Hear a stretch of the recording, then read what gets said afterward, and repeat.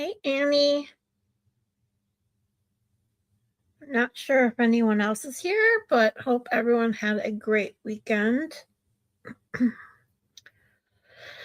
is late Sunday night, and I thought I'd have a little fun with psychology tonight, presenting some information on obeying authority.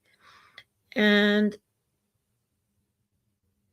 studying psychology, one of the experiments that I learned about very early on um, was an experiment done by a man named Stanley Milgram, and specifically involving like almost blindly obeying authority just because um, they're in authoritative role, um, and seeing how far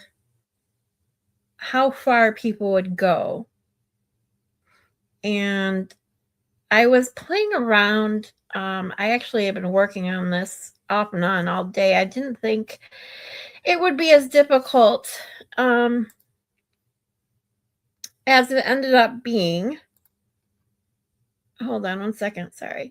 Um, I kept wanting to put too much into my lovely presentation I have going on tonight, um, because of how far or how much I've been working on group thinking and and this plays kind of a role and has similar psychological aspects of group thinking and that. And so this is where I thought, let's begin, share a little bit that interested me way back when I first started studying psychology. For anyone who's not familiar, bear with me, my computer is not behaving. Sorry.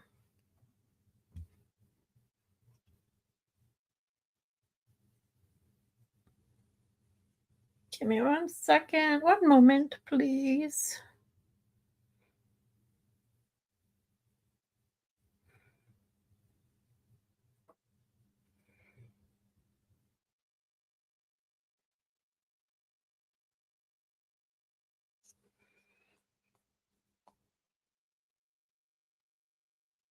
All right.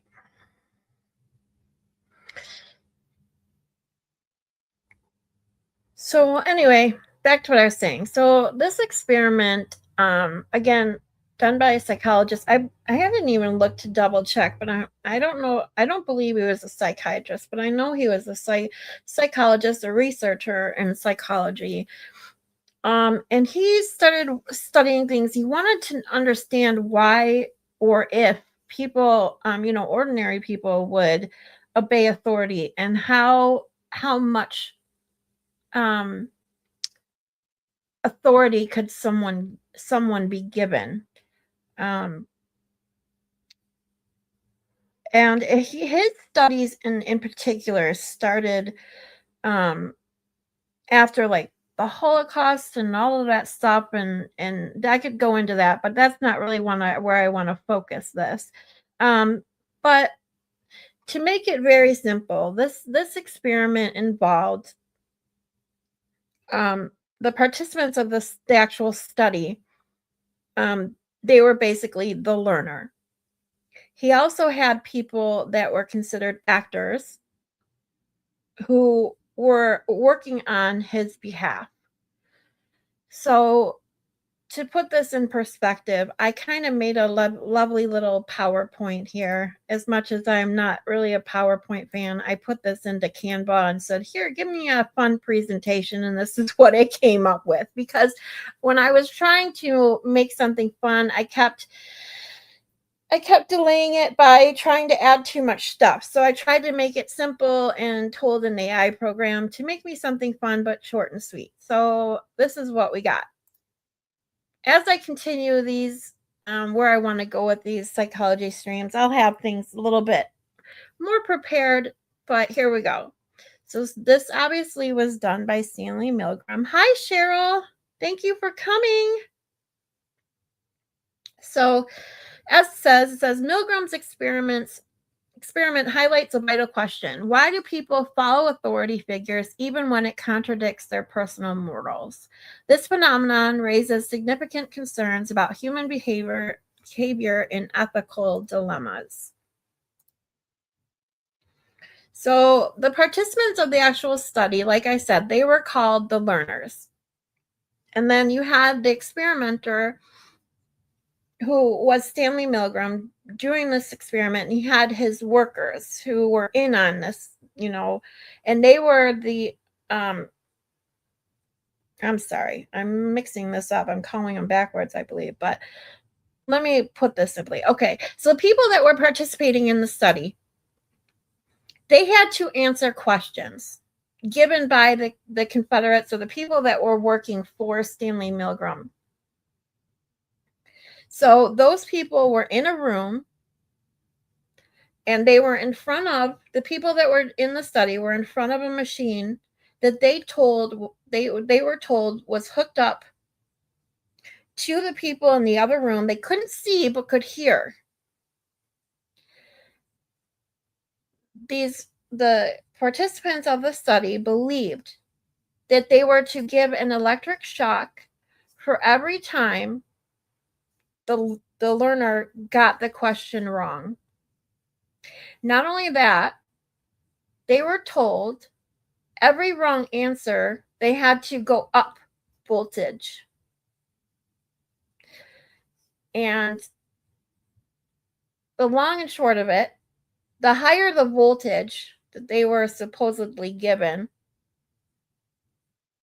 the workers for Stanley Milgram that were in on it and supposedly in the other room weren't getting shocked, but they were pretending as if they were. And their screams of pain would get worse and worse with every shock. And I mean, it got to the point, I have a video too that's gonna someone help me find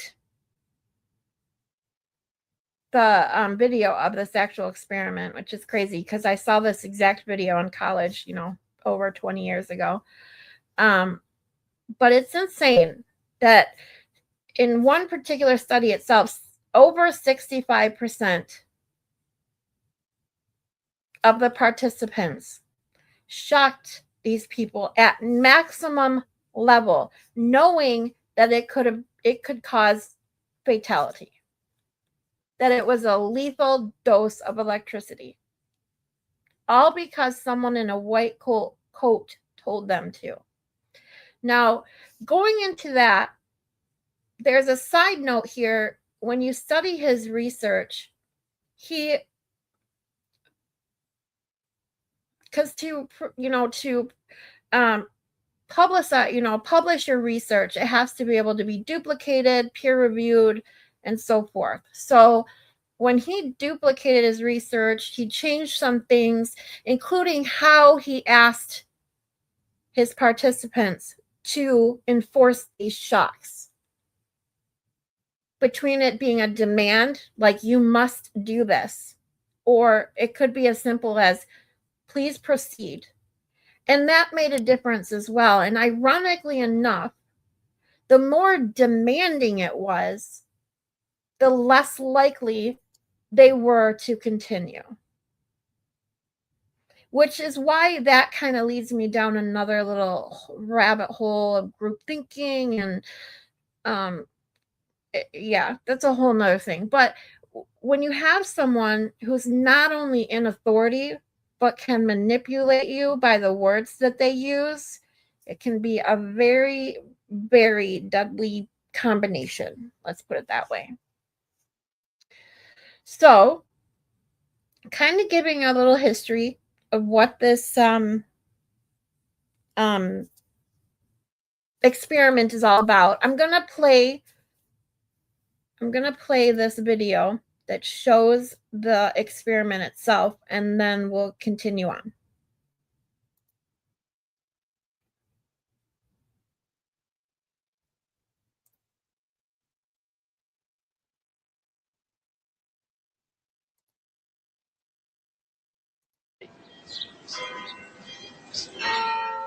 It is May 1962. An experiment is being conducted in the Elegant Interaction Laboratory at Yale University. The subjects are 40 males between the ages of 20 and 50 residing in the greater New Haven area. Psychologists have developed several theories to explain how people learn. One theory is that people learn things correctly whenever they get punished for making a mistake. 40 years later, Milgram's infamous experiment, obedience, is still taught in classrooms around the world. All right, teacher, would you take the test and be seated in front of the shock generator, please, in the next room? But the experiment was rigged. The victim was an accomplice of the experiment. The victim, according to plan, provided many wrong answers. His verbal responses were standardized on tape, and each protest was coordinated to a particular voltage level on the shock generator.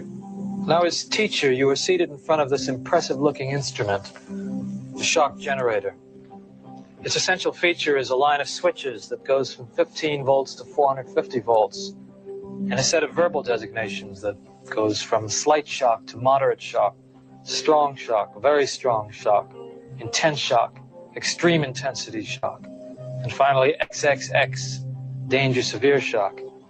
Your job, the experimenter explains to you, is a word pair test. If he gets each answer correctly, fine, you move on to the next pair. But if he makes a mistake, you are instructed to give him an electric shock, starting with 15 volts, and you increase the shock one step on each error. Sorry that it's in German. That is incorrect. This one will be 195 volts. The learner was hidden from the teacher by a partition. Of course, this was all a simulation. Nothing was really happening. But the learner made very convincing sounds of pain as the shocks increased. This will be at 3:30. And Milgram found, surprisingly and rather horrifyingly, that the majority of people would actually go right to the very highest level if there was some pressure from a man in a white coat who said things like, It's absolutely essential that you continue. Continue, please. Let me out of here. Go on. Let me out. in fact, about 65% of the people who he studied, who were normal volunteers from the ordinary population, actually gave the maximum number of volts. This man was one of those 65%. This one will be 195 volts. The correct one. Let me out of here. Slow. Dance. Let me out of here. My heart's bothering me. Let me out of here. You have no right to keep me here. Let me out. Let me out of here. Let me out. Continue, please. Let me out of here. My heart's bothering me. Let Go me on. out. Let me out. Responsible for it. Red. That is incorrect. This will be at 3:30. Oh, shoot. The correct phrase is rich Let me out of here. boy. Let me out of here. My heart's bothering me. Let me out, I tell you. Let me out of here. Let me out of here. You have no right to hold me The here. next phrase. Sorry, guys. I wanted to pause that real quick. Did you guys notice what he did there? Oops, hold on 1 second, guys. Oh, my computer is not behaving today. Sorry about that. Okay. So if you heard what he said there, when he was looking at, the experimenter, basically like, what do I do? But didn't even bother asking. But he seemed conflicted. But the experimenter said, please continue. That's it. And the participant said, well, I'm not responsible. Right away, just throws up in his hands and says, well, I'm not responsible. That's the problem right there, too. You are responsible. You are the one, he is the one, meaning, that is actually producing or, the actions that are supposedly giving this guy these shocks. But the people that are being told this by authority feel that they have no guilt, no responsibility in this because they're being told to do it.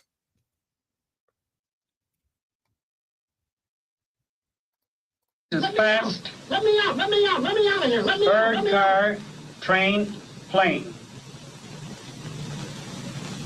Eventually, the learner pretended to be unconscious.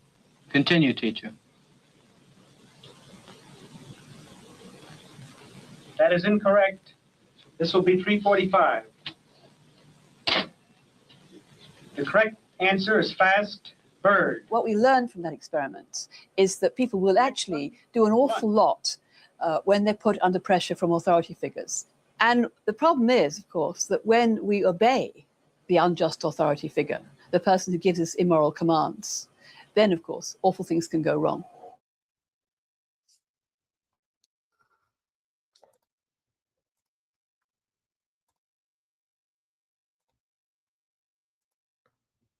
All right. So that's the best. Okay, Cheryl, thank you so much for at least stopping by. I appreciate you. I hope you have a good night.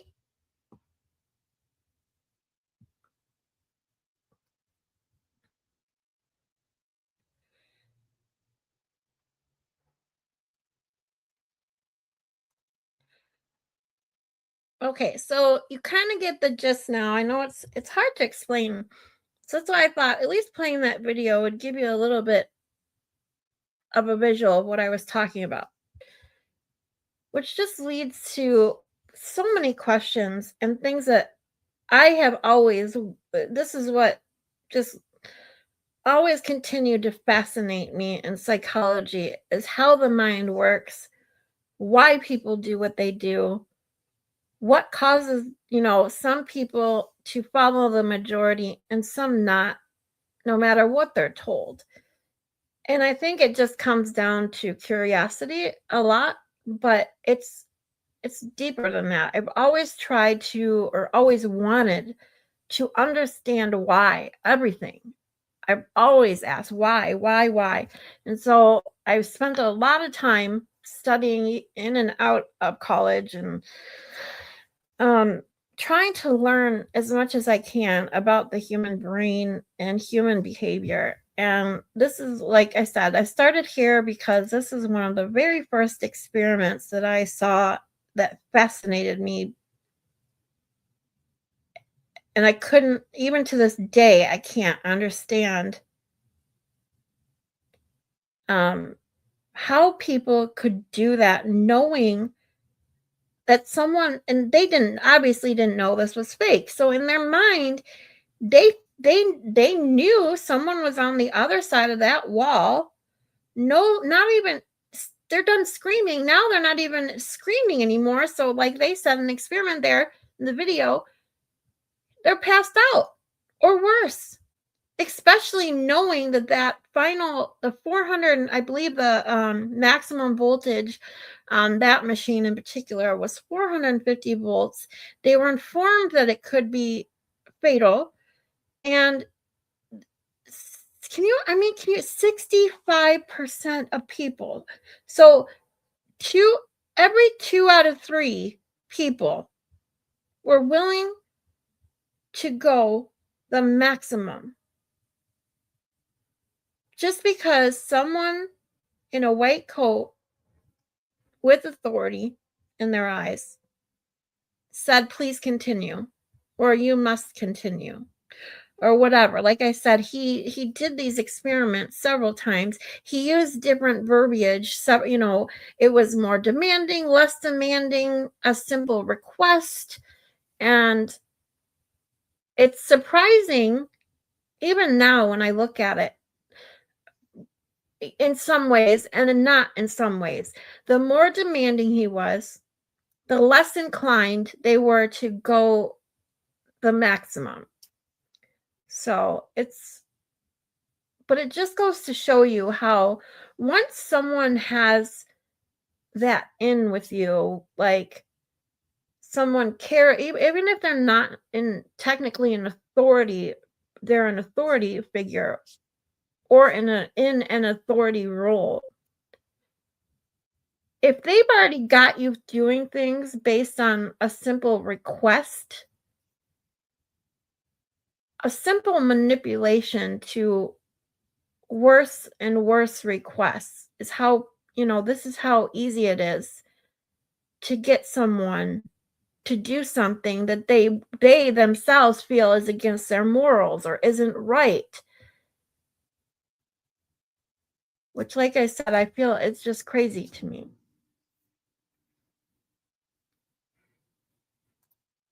Let's see, Annie, you say, when my son went by the teacher, he ended up accidentally knocking his arm. They considered that assault on teacher, even though my kid just wanted to walk away before he hit the kid back. Wow.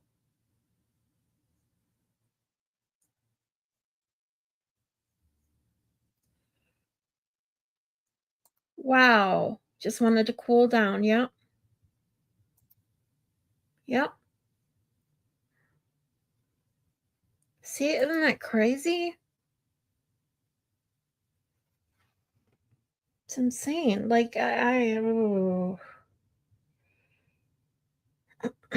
now there's a couple other things too that I wanted to mention. I know he also changed, like, besides the tone and the words he used to make the request, there was also a difference in, was the authority figure present? Like, was he in the room or was he on an intercom? Those two seem to make a little bit of difference. One of the biggest things that Milgram concluded from all of this, that all of his experiments and what he did here, and was that, and this is the sad part right here, is one of the simplest things that can be understood from this experiment, is that ordinary people can commit harmful, and even more than just harmful, acts just by being directed to do so by authority or someone perceived to have authority. And they see themselves as someone who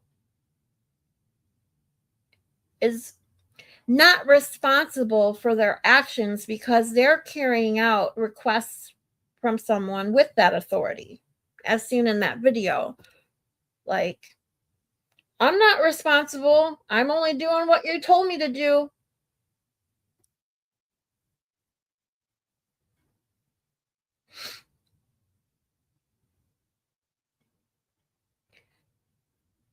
I don't know. There's something else I wanted to go into, but I want to see what else I have in here. So, this lovely little fun presentation I made. Sorry, hold on.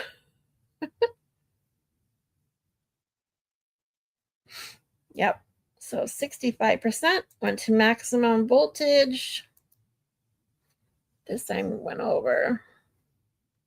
Oh, yeah, this is what I wanted to talk about next. Yeah.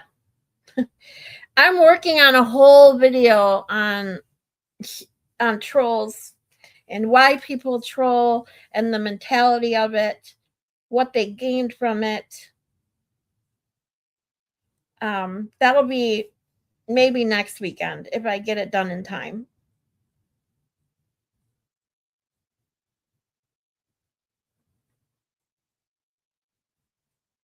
But there's like, there's so many there's so many aspects that this can be looked at. I mean, in the workforce. I mean, think about your everyday life and every place that you would come in contact with someone that you or other people would perceive to have authority, or even if they don't have authority, they have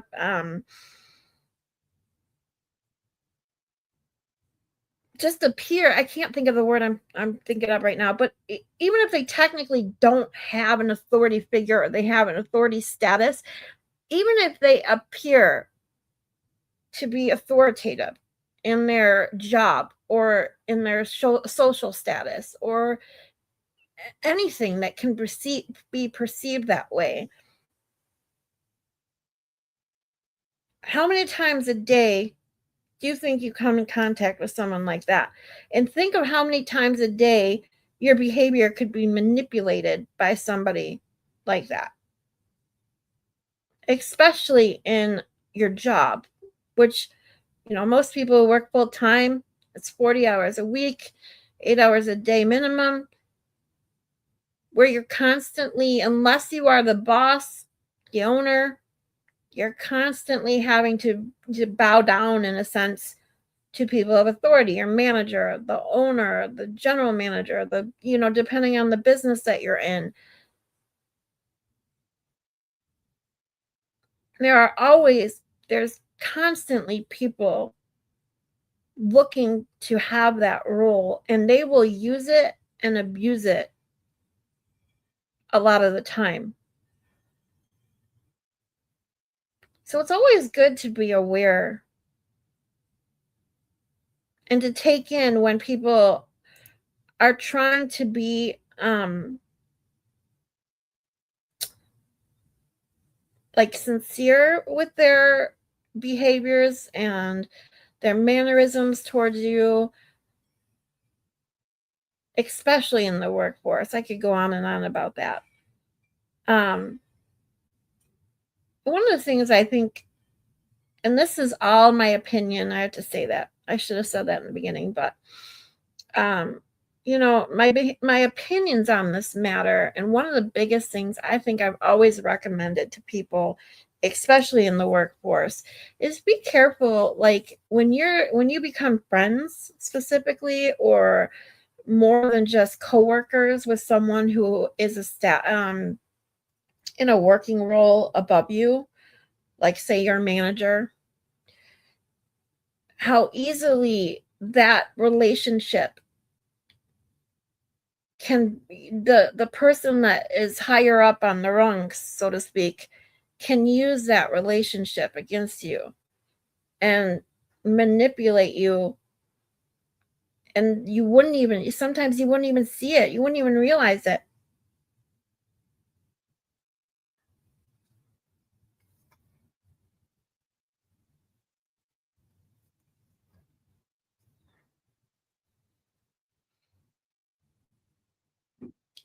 And I'm trying not to, because I am not trying to make anything I talk about on my channel political, and so I don't really want to go there. So I'm trying to make these things as like everyday generalized as I can, and that's why I think I refer to the job as being the easiest way to, to bring it across, or have most people can relate to having a manager or an owner or someone above them in the workforce that could or has, or you've seen do it to other people, manipulate them in a way just because of their status in that company or whatever. Hi, Sarah. Thank you for coming.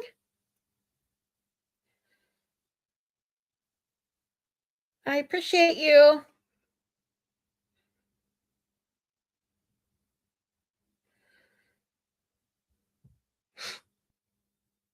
So just going over some stuff about, obeying authority, how it isn't always, conducive to your health, so to speak. You're working and learning psychology? How cool is that? Right? See, I think psychology is so fun. Can't help it. Learning how the mind works, and it is just, it's where my interest has lied for over 20 years. But Sarah, I was explaining this, and I played a video. If you rewatch the beginning later, I played the actual footage from Stanley Milgram's experiment. People blindly obeying authority, giving people electric shock. Well, they believed it was fake, but they didn't know that. The participants giving people what they thought were up to lethal electric shocks just for getting answers to trivia questions incorrect, all because a man in a white coat told them to. Oh yes, ow. Yeah, that's for sure. And what that leads me to, and it's something I'm working on in my big video regarding group thinking and all that stuff, but it trickles down, because the minute that you relinquish that I'm not responsible, I'm only doing it because you told me to kind of attitude and belief, that people are always looking for that scapegoat for their behavior.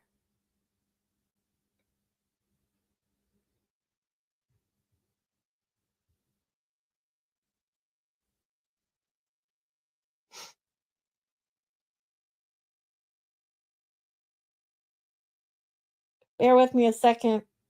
I'm sorry, guys. My computer is misbehaving and it's frustrating me.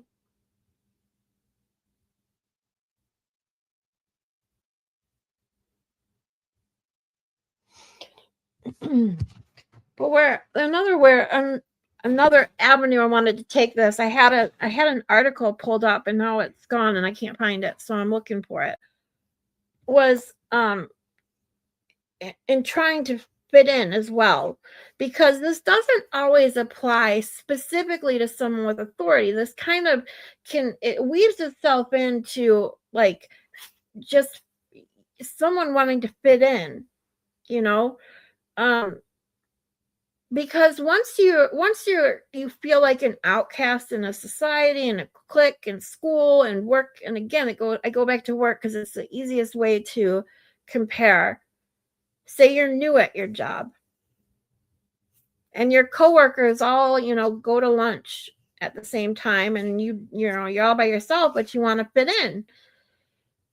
Your coworkers don't necessarily have authority over you. However, put in a situation where you want to fit in and they tell you in a nice way to go do something, are you just going to do it because you want to fit in? Or are you going to ask questions? Or are you just going to say, no, that's not my job, or no, I don't agree with doing that? Whatever the case, whatever. I mean, it could be something simple, but are you going to do it even if it's something simple and not bad just because they told you to? But that's how easy this kind of stuff can start. I mean, it can start as simple as someone that you just met, a group of people that you just met who have no higher status than you, have no authority over you whatsoever. This can be put into that situation as well. This kind of idea that people will do things that they wouldn't normally do to be accepted. But then when it gets to the point where now I've done something, let's say they do something as simple as, go get extra pencils, or I don't know. And then, 2 weeks later, it's, oh, can you go out and get me my coffee? And then 2 weeks after that, it's something else. And the next thing you know, you're doing something that you're like, isn't your job, maybe isn't right. Like, this is dramatic, but you get what I'm saying. If I say, oh, well, next thing you know, 2 months down the line, can you go spy on my boyfriend for me? Like, these are the things that can be easily persuaded to get someone to do if they have the mentality that someone either with authority or has status that they want, if they use the right kind of language and the right kind of persuasion and the right kind of what's the word I'm looking for, like reward system for getting them to do what you want them to do.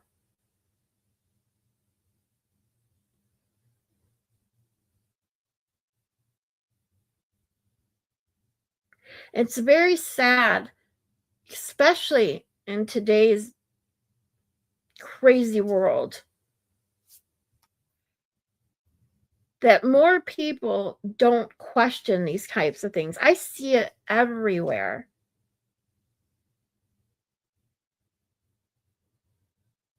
And just like Annie said, like you're starting kindergarten. I mean, your kids go to school at age 4 or 5. And what are they told? Listen to your teacher. Why? Because your teacher has authority. You are taught at such a young age that the person with authority has the power and that you are to listen to them simply because they have that.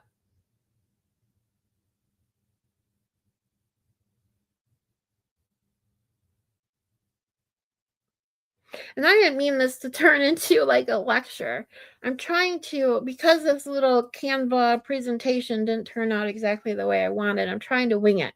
Trying to give some insight as to how my brain works and how I think about things.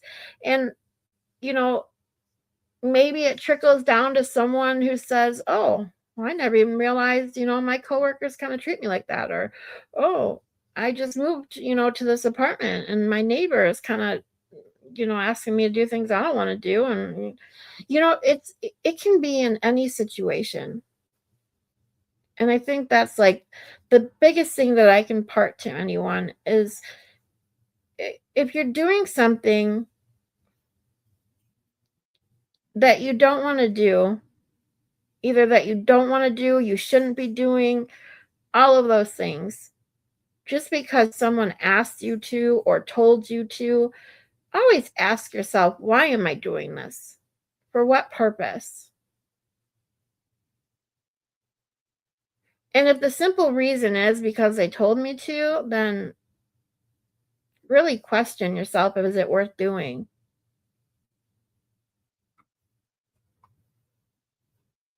Yes, Sarah. It's just like thinking police can't do anything wrong. 100%.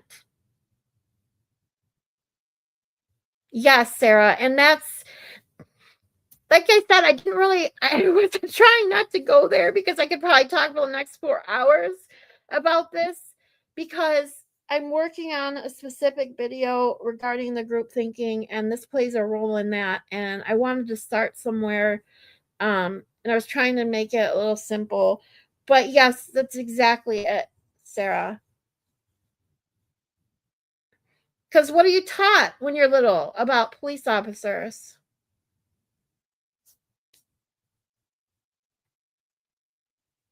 They, they enforce the law.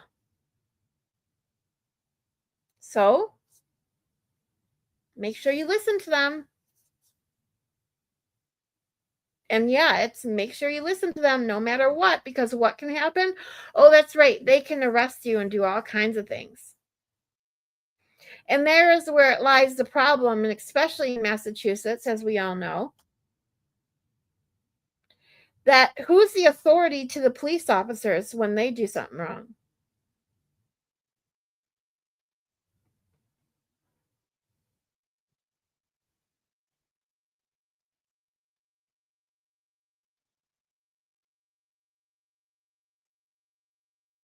And the problem with that authority is, what happens when they're corrupt? Who manages them?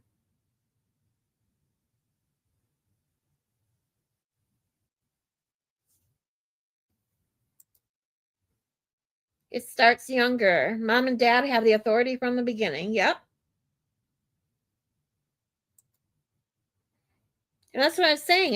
It's ingrained in your in your being, in when you grow. The minute you, like, mainly, I guess this is a perfect way to put it. But when you come out of the womb and you start understanding what things mean, not even the English language, but body movements and behaviors that babies learn. Oh, mom's mad. Oh, dad's happy. What causes them to be happy or mad or sad? And then when they start to learn, you need to listen to me so you don't make me mad or sad. That's the automatic beginning. And then you start learning who has authority. When you get a teacher, a doctor, you learn who the police are. I mean, your when you start working, you have a boss. I mean, it's nonstop. There's always someone somewhere that has supposedly more authority than you.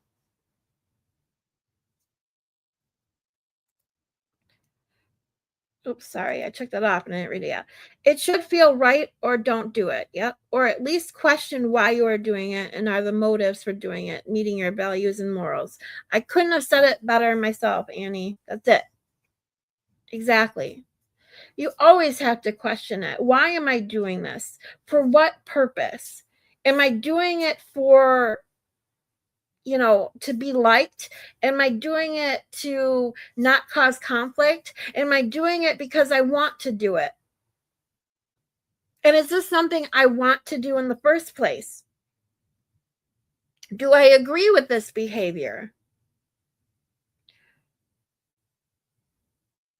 Those are all important questions to ask yourself when you start, realizing. You have to realize first, you have to realize you're even doing something for someone else that technically you don't have to do. Now, I'm not specifically talking about at your job. Your boss tells you this is part of your job. You have to file this paperwork every single day. That's your job. That's different. I'm talking about, like I was saying earlier, like your coworkers, or even if your boss tells you to go do something that isn't part of your job, but you do it because you're trying to either get in good with your boss, you're trying to look good, or you're trying to get a promotion, or you're trying to make friends. All of these things, the reason behind you're doing something that you don't have to do is the first thing you should look at. Why are you doing it? If you choose, you're doing it because you want to, you want to help people, you want to, feel good about yourself, or you want to make someone else feel good. That's great too. There's nothing wrong with that, as long as you know why you're doing it and making sure that what you're doing isn't going against, as Annie put, your values and your morals. Because there's a slippery slope in and of itself. Because the minute you step over that line, or even on that line, tiptoe that line into something that you're not comfortable with, but you do it anyway for someone else's approval, or, just to get in good with someone, or just because an authoritative figure told you so, the easier it's going to be to totally cross that line the next time.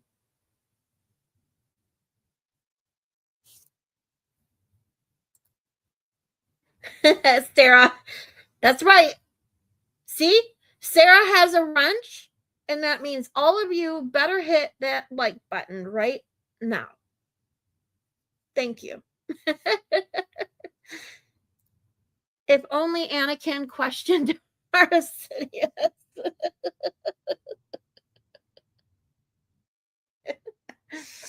Yeah. Speaking of that, hold on, I got something funny. Hold on.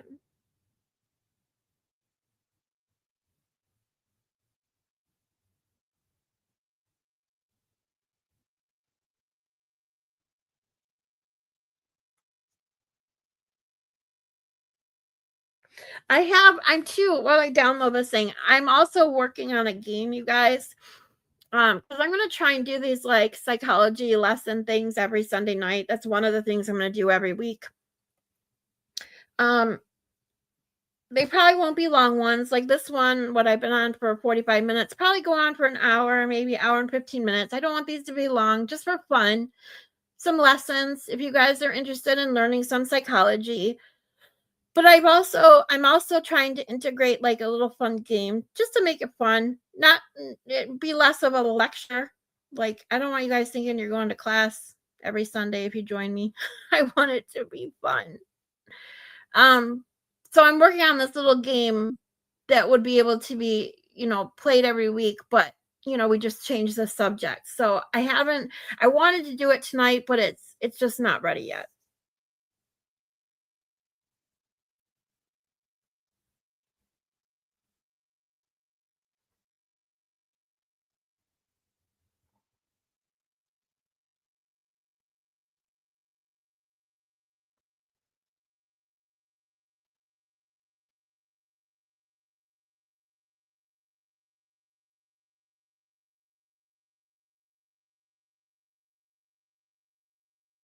Oh, I don't think I would be able to show it to you. It's on my phone, and for some reason I can't get it to go to my computer. I'll save it for next week then.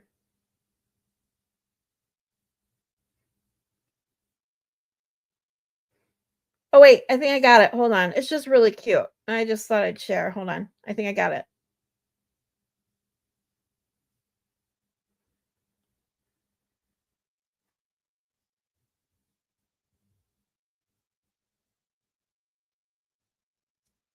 Okay, I just got to open my email now. Hold on.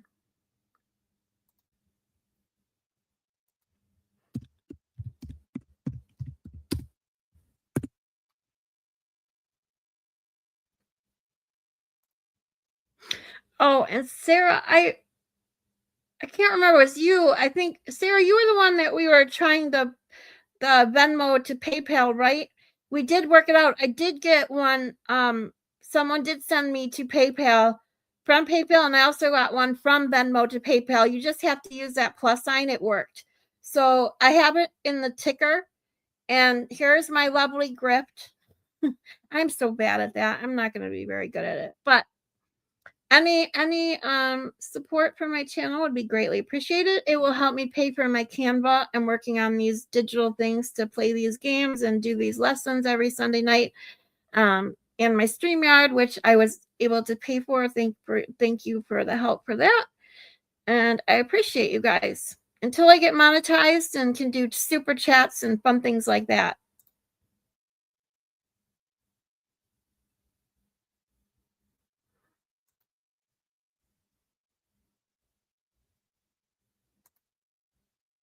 Here you go.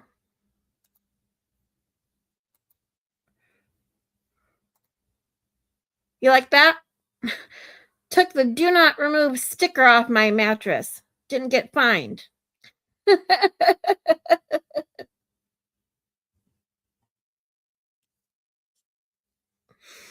why I was trying to have fun with this tonight. It just didn't work out the way I want, but it's my first one, so it'll be better every week.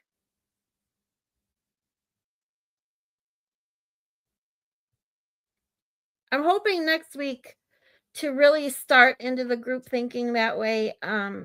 If my video that I was working on specifically for the anti-Karen Reed, once that we are done watching the trial, that one will be completed. But this will just be an insight to like a beginning, lesson, for lack of a better word, into how group thinking works, what causes it, what kinds of things to look out for if you feel you're stuck in group thinking, that kind of thing. Oh my God, Sarah, are you serious? Oh, I'm so sorry. I feel so bad.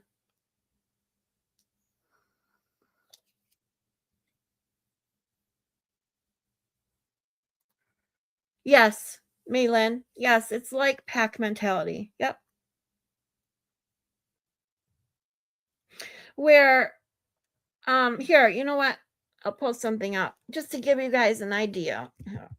There's an experiment. See, I like experiments. That's what I studied in college, was research in psychology. I didn't want to be a counselor or anything like that. I wanted to do research. And so I studied a lot of research. I did my own research. I developed my own questionnaires for my own research. I presented it in Chicago and everything. It was pretty cool. I loved it. So I do get into a lot of experiments. But there's an experiment called the Ash conformity experiment. I did a short on it. But let me pull something up for you guys. Hold on.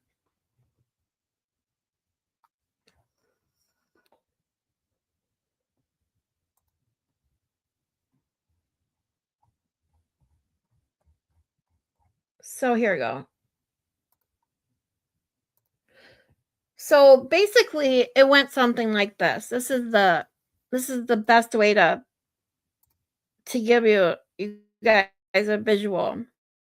So they had, again, you have like the people that are working for the experimenter, and then you have the participants. And this thing will not, it keeps going on and back off, even though I hit hide. Sorry, Maylin, your comment keeps going on and off and on and off. So, and then you have the people that are working for the experimenter, which are called the Confederates. And what they do is they show these pictures, okay, of 3 lines. And I know that in some experiments that have been done throughout the years, some of them are, longer or shorter. Some of them are all the same size. It doesn't really matter. What it is the experimenter asks,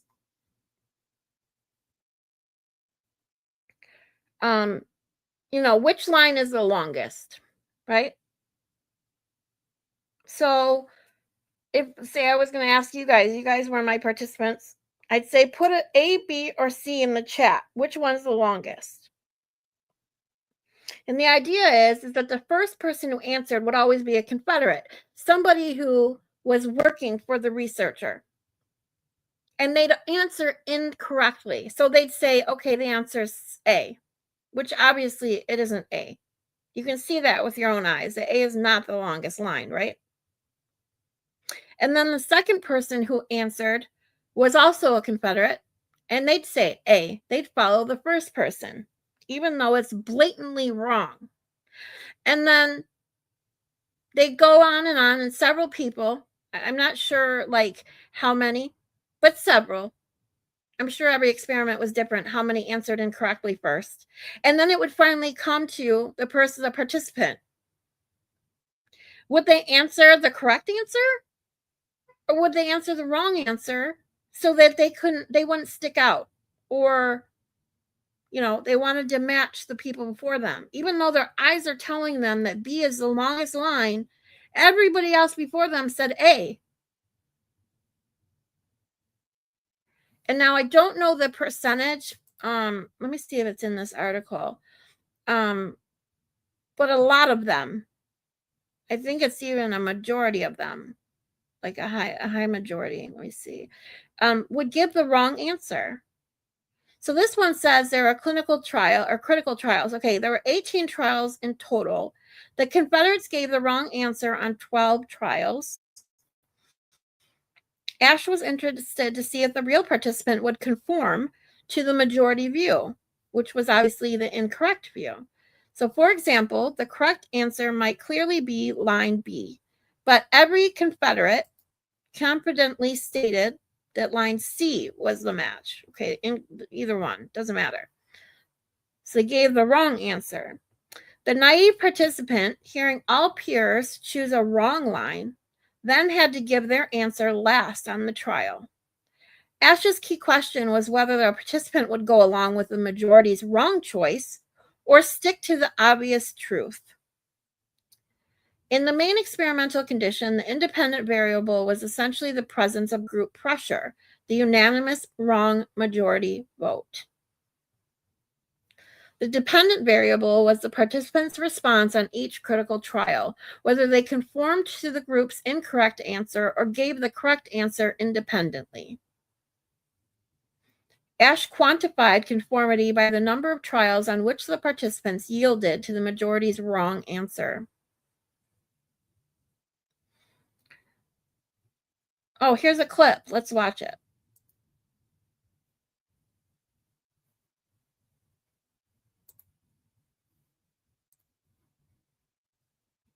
If I can get it to work.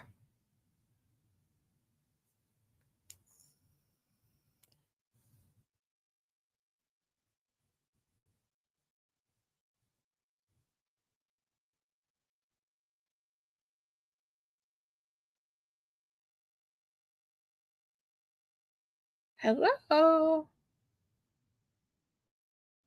But an experiment is not a public opinion poll. It examines behavior under the pressure of social forces, as the experiment of Solomon Asch reveals. The experiment you'll be taking part in today involves the perception cards, and on each card there are several lines. Your task is a very simple one. You're to look at the line on the left and determine which of the 3 lines on the right is equal to it in length. All right, we'll proceed in this order. You'll give your answer. Only one of the people in the group is a real subject, the 5th person with the white t-shirt. The others are confederates of the experimenter and have been told to give wrong answers on some of the trials. The experiment begins uneventfully as subjects give their judgments. 2, 2, 2, 2, 2, 3, 3, 3, 3, But on the 3rd trial, something happens. 2, 2, 2, 2, 2. The subject denies the evidence of his own eyes and yields to group influence. 1. Ash found subjects went along with the group on 37% of the critical trials. But he found through interviews that they went along with the group for different reasons. 1. They must be right. There are 4 of them and 1 of me. 1. This subject's yielding is based on a distortion of his judgment. He genuinely believes that the group is correct. 1. 1. 1. 2. 1. 2. 2. 2. I know they're wrong, but why should I make waves? 2. In this case, the subject knows he is right, but goes along to avoid the discomfort of disagreeing with the group. Here, the distortion is at the level of his response. 2. 2. 2. 2. In the previous experiment, the naive subject stood alone against the group.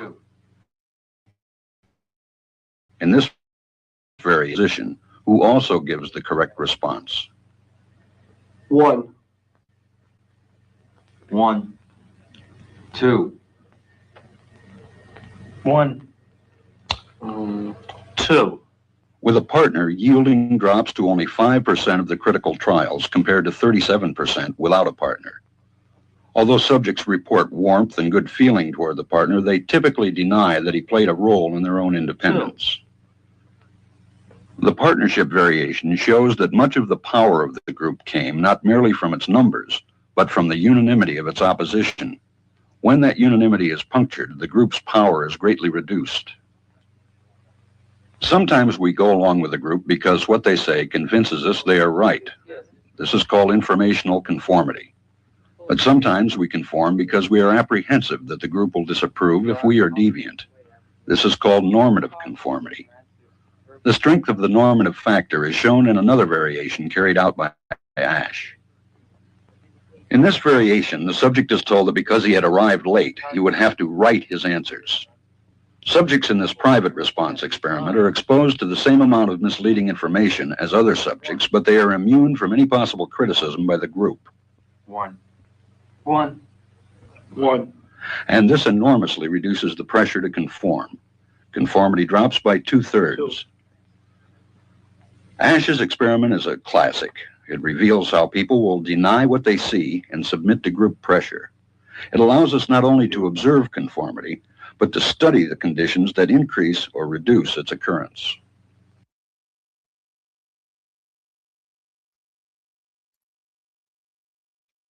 So, what do you think?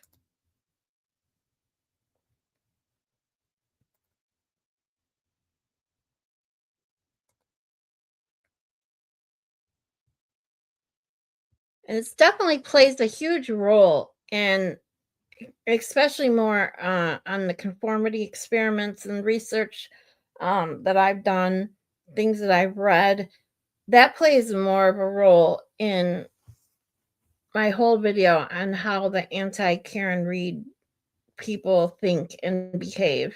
Like I'm sure some of them don't even believe half the shit they say. And then there are others who are convinced into things that divide their own eyes just because they're like, well, these people are my friends, or these people I fit in with, and that's what they believe, so I must be wrong, they must be right. And that's where I'm going with that whole video. It plays a lot of role. But I started with the Milgram experiment just because, let alone, like, because even though the Milgram experiment specifically talks about authority, it doesn't always have to be someone of authority that you end up bowing down to. And how easily you can be manipulated into something. All of these aspects kind of play together, and that's where I'm what I've been working on, so to speak, with this whole anti-Karen Read specifically, because it fascinates me to. Hi, James. Thank you for coming.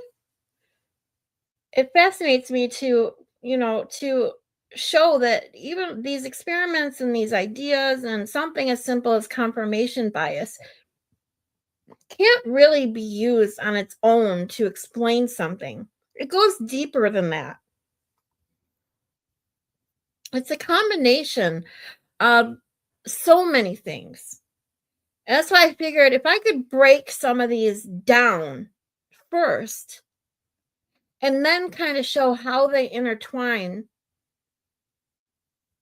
and how easy it is sometimes to get somebody to believe something that they can literally see with their own eyes is not correct.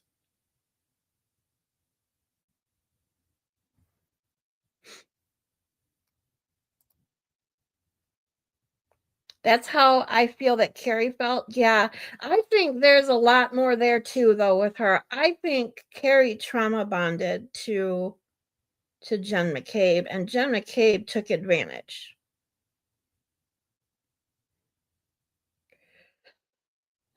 That could be a whole video on its own, those two.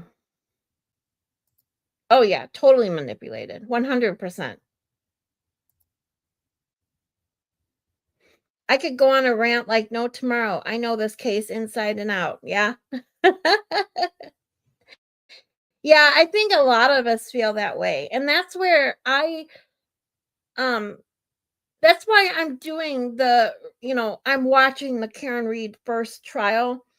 And because when you study something or you want to report on something or you just want to talk about something in depth, I feel like you really have to know it. You have to know it from beginning to end, to get a true sense of how something or someone behaves or something happened or some kind of movement took over.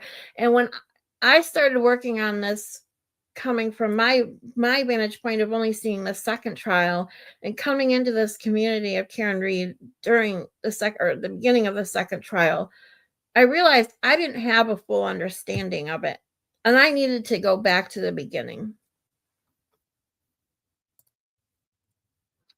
Sarah, what about ADHD? Not hearing the questions, so you go with the number everyone else picked.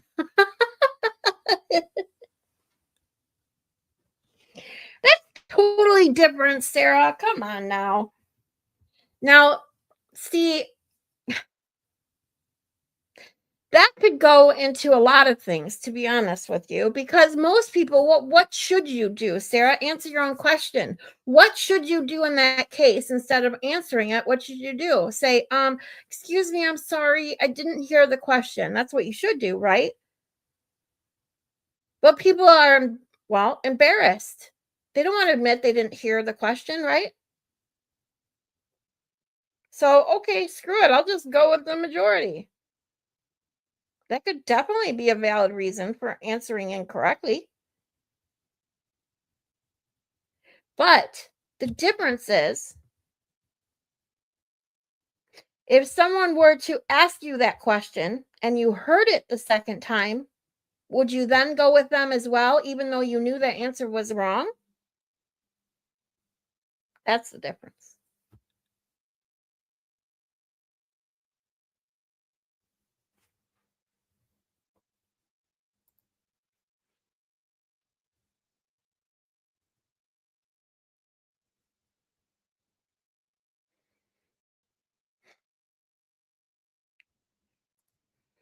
It's been scientifically proven that he wasn't hit by a car.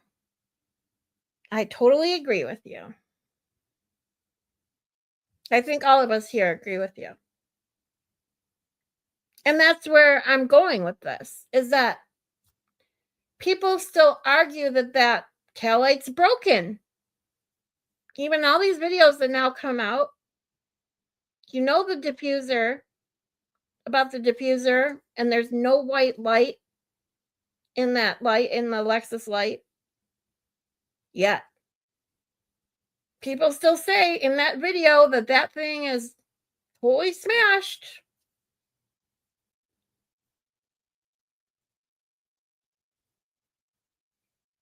I mean, they can go back as simple as Proctor saying, oh, he was out of his shoe, so he got hit by a car. Even though his eyes and his brain, part of his brain anyway, after realizing he doesn't have any bruises, is saying, okay, this doesn't match up.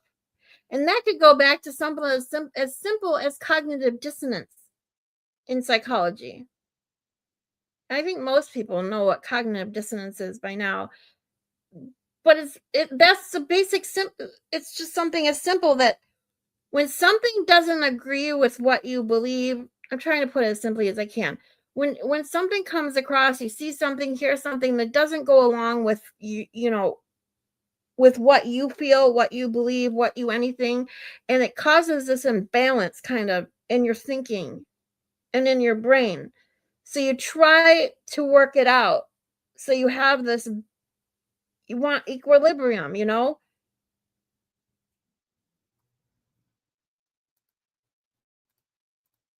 I'm gonna pull something up too, because I haven't really talked about cognitive dissonance in a really long time.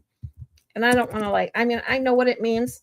I'm not a teacher, as I'm sure you guys can see, I'm not a teacher.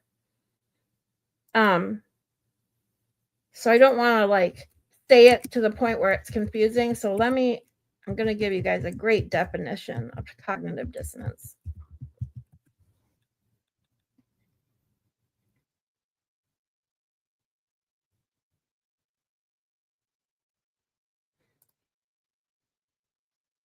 So this is from Simply Psychology.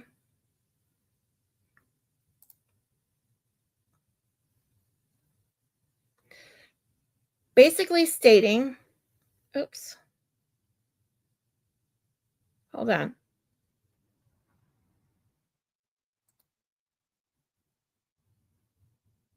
Come on, computer. There we go.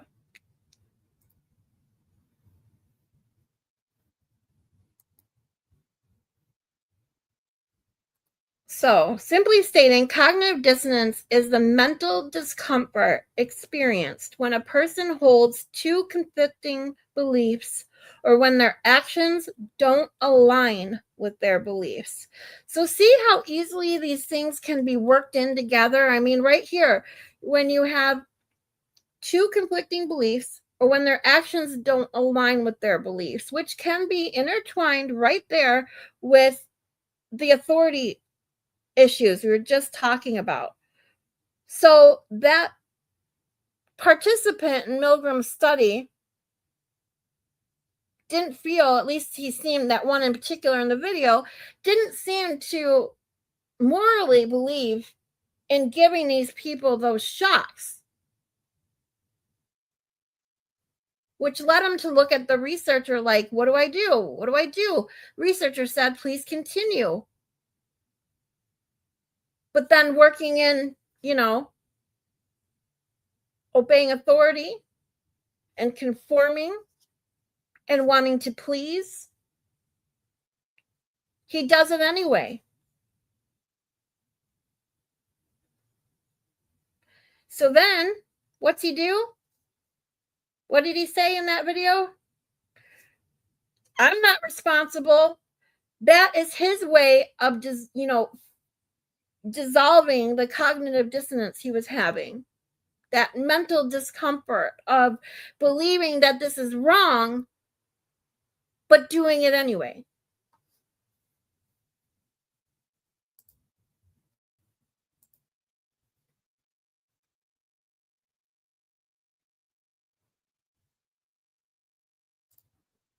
Thanks, Sarah. Said interesting. I appreciate it. I want this to be fun and interesting. And if I can share some wisdom or some education in psychology, that's all I want.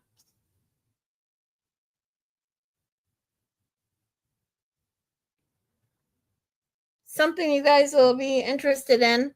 If you have any ideas and suggestions as we go along with this every Sunday night, please let me know. And like I said, I'm working on a little game that'll be fun. And I will obviously have my topics a little bit more narrowed down and perfected as to what I actually want to get into. Tonight was just a kind of wing it thing. As I knew what I wanted to get into, my little presentation that I was working on in Canva didn't work out the way I wanted. So I figured, what the heck, we'll wing it. And that's what we did.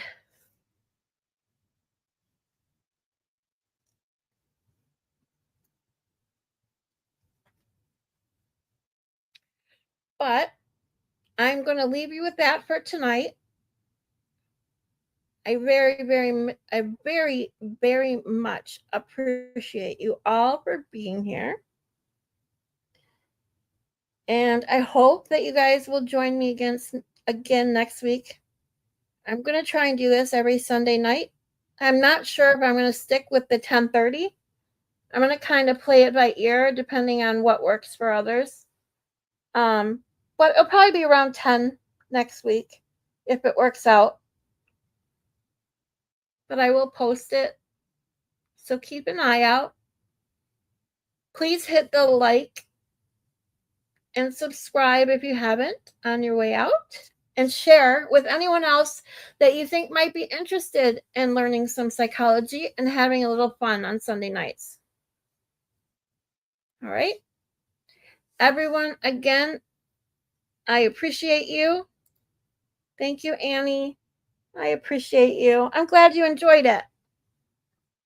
I promise it'll be more and more fun as they go on. Thank you for your presentation. Thank you. You're welcome. Thank you for being here for my presentation. And I will see you guys all in the chats. And I will also see you tomorrow. Probably I was going to stream. I was going to keep doing it at 5 o'clock. However, 5 o'clock tomorrow doesn't work for me.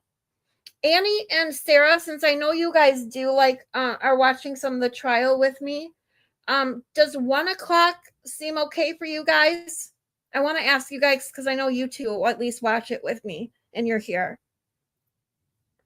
The reason I started doing it at 5 was because I knew some people wanted to watch the Corey Richins case, but I also know a lot of people aren't watching it now because Danny is just going over it at night when he streams. And I'll be honest, I'm not all that fascinated by that case. I think she's guilty, and that's that. Hi. See me, Yummy. Hi, it's nice to have you here. You'll be at work, Annie? That's right. You listen while you're at work. Well, I think we'll do tomorrow at 1, and then if you guys can join me, we'll talk about it more tomorrow for the rest of the week, what works out for everyone. Because tomorrow we're going to be getting to, actually, I can find out right now if you guys want to bear with me a second. Baker sent you? Awesome. I love Broken Baker. He's so amazing. Oh, that's right, Sarah. I forgot. You're on the West Coast. I always call you my Michigan peep, but I know you don't live in Michigan anymore.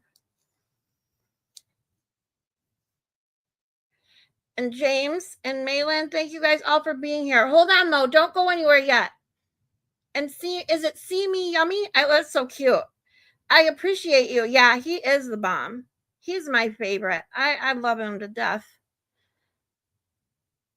Yeah, I am too. I really wish I could move out of Michigan. I would in a heartbeat if I could.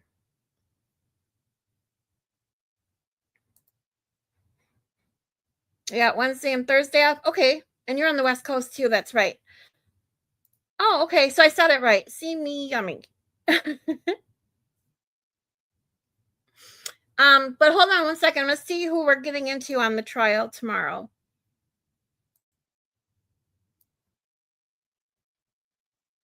I know we have that one guy that we watched today. His wife is on next, and she's short. Her testimony is pretty short. And then I know we got some good ones coming up that I really want to see. Bear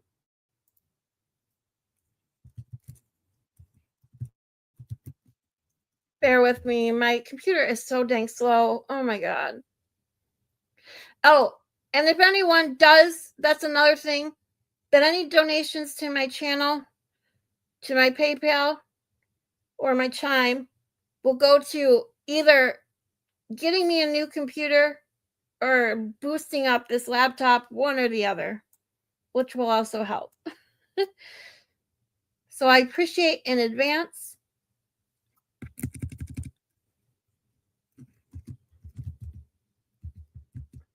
It's a lot easier when you're monetized, but it's so hard. I mean, you're retired, James? Oh, you're so lucky. I'm jealous.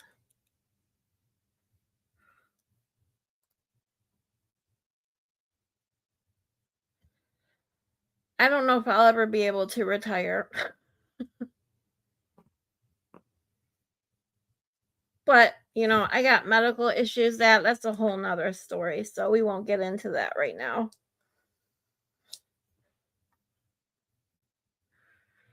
Okay, so here we go. Karen Reed, first trial.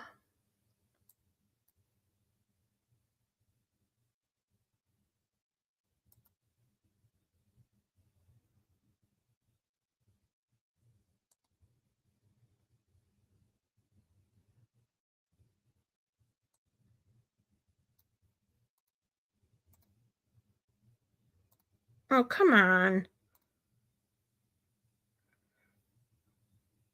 I swear. This computer is really trying to make me mad.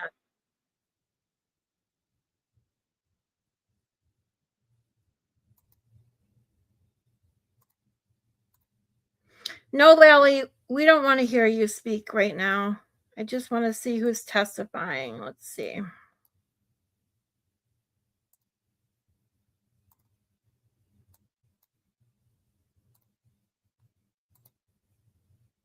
Holy moly, my computer does not like me right now. I'm telling you.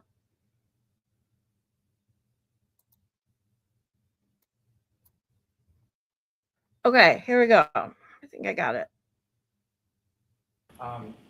Shut up, Lally. Right now, essentially, what I'm going to attempt to do, and I know you heard. Oh my God. It won't scroll.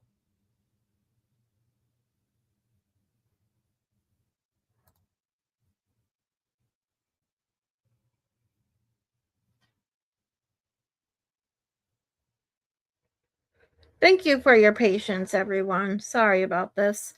You know, I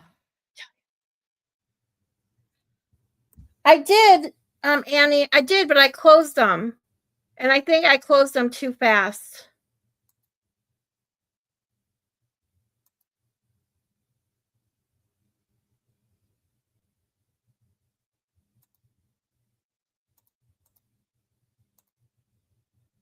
So bear with me one more moment.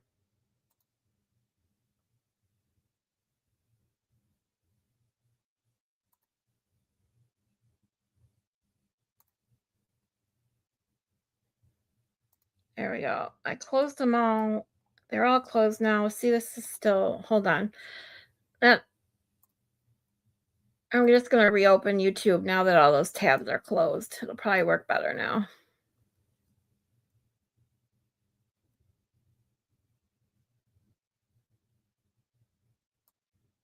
Much better.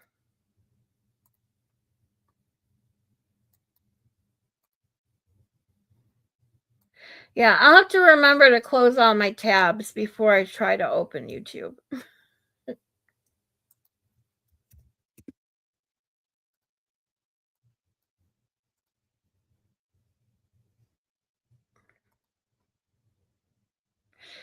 If you guys are up for it, how many people? I got 7 people here. If you guys are up for it, we can watch a couple if you guys want to.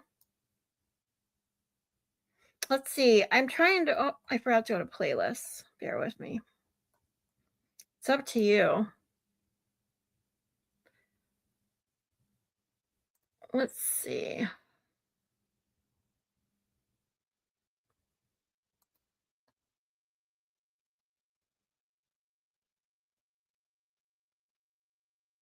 Good morning. I said, shut up, Lally.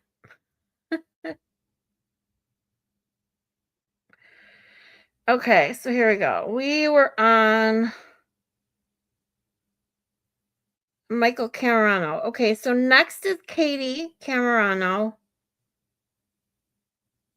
Whoa, where'd it go? Oh, there we go. And her testimony is only 30 minutes. So on 1.5, like 20 minutes. And then Kurt Roberts. I don't even know who that is.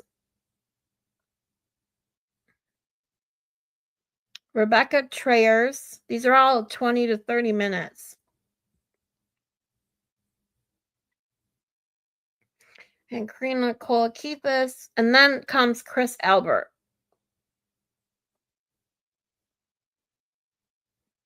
You guys are up?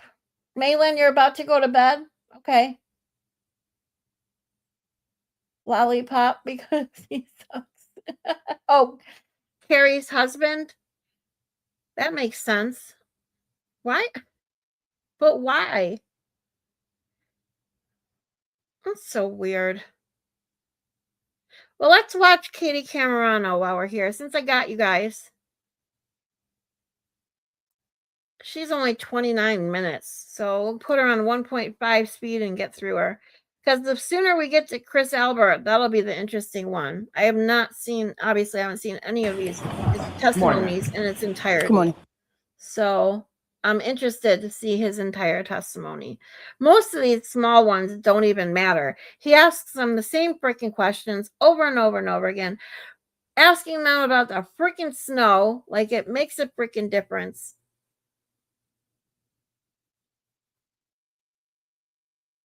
Oh, Lally, you and your hair gel and your sideways Actually, it's not even a sideways mohawk today. Look at his hair.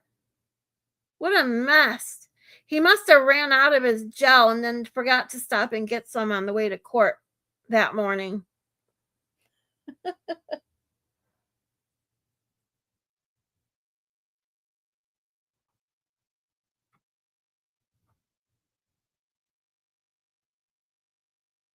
You can do a short one, Maylin? Awesome. Okay, you guys are down for a short one? Yeah, let's get through this quick one then.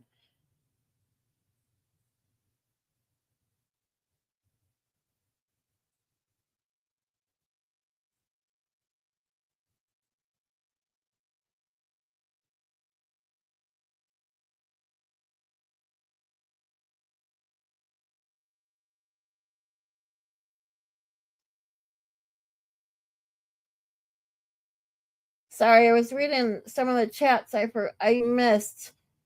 It says lollipop because, oh, yeah, I read that one because he sucks. I was trying to figure out what you were saying, Maylin. It says, oh, Sarah, I put a potty pad down in this chat, so you're safe here. Oh, don't start with the baby shark thing. Holy, I'll have that song stuck in my head for the next week. Oh, yeah, Maylin. Oh, yeah, he must have been short on money, probably. Yep.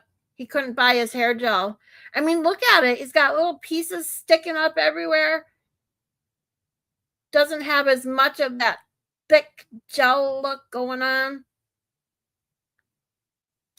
He must not have been able to get some.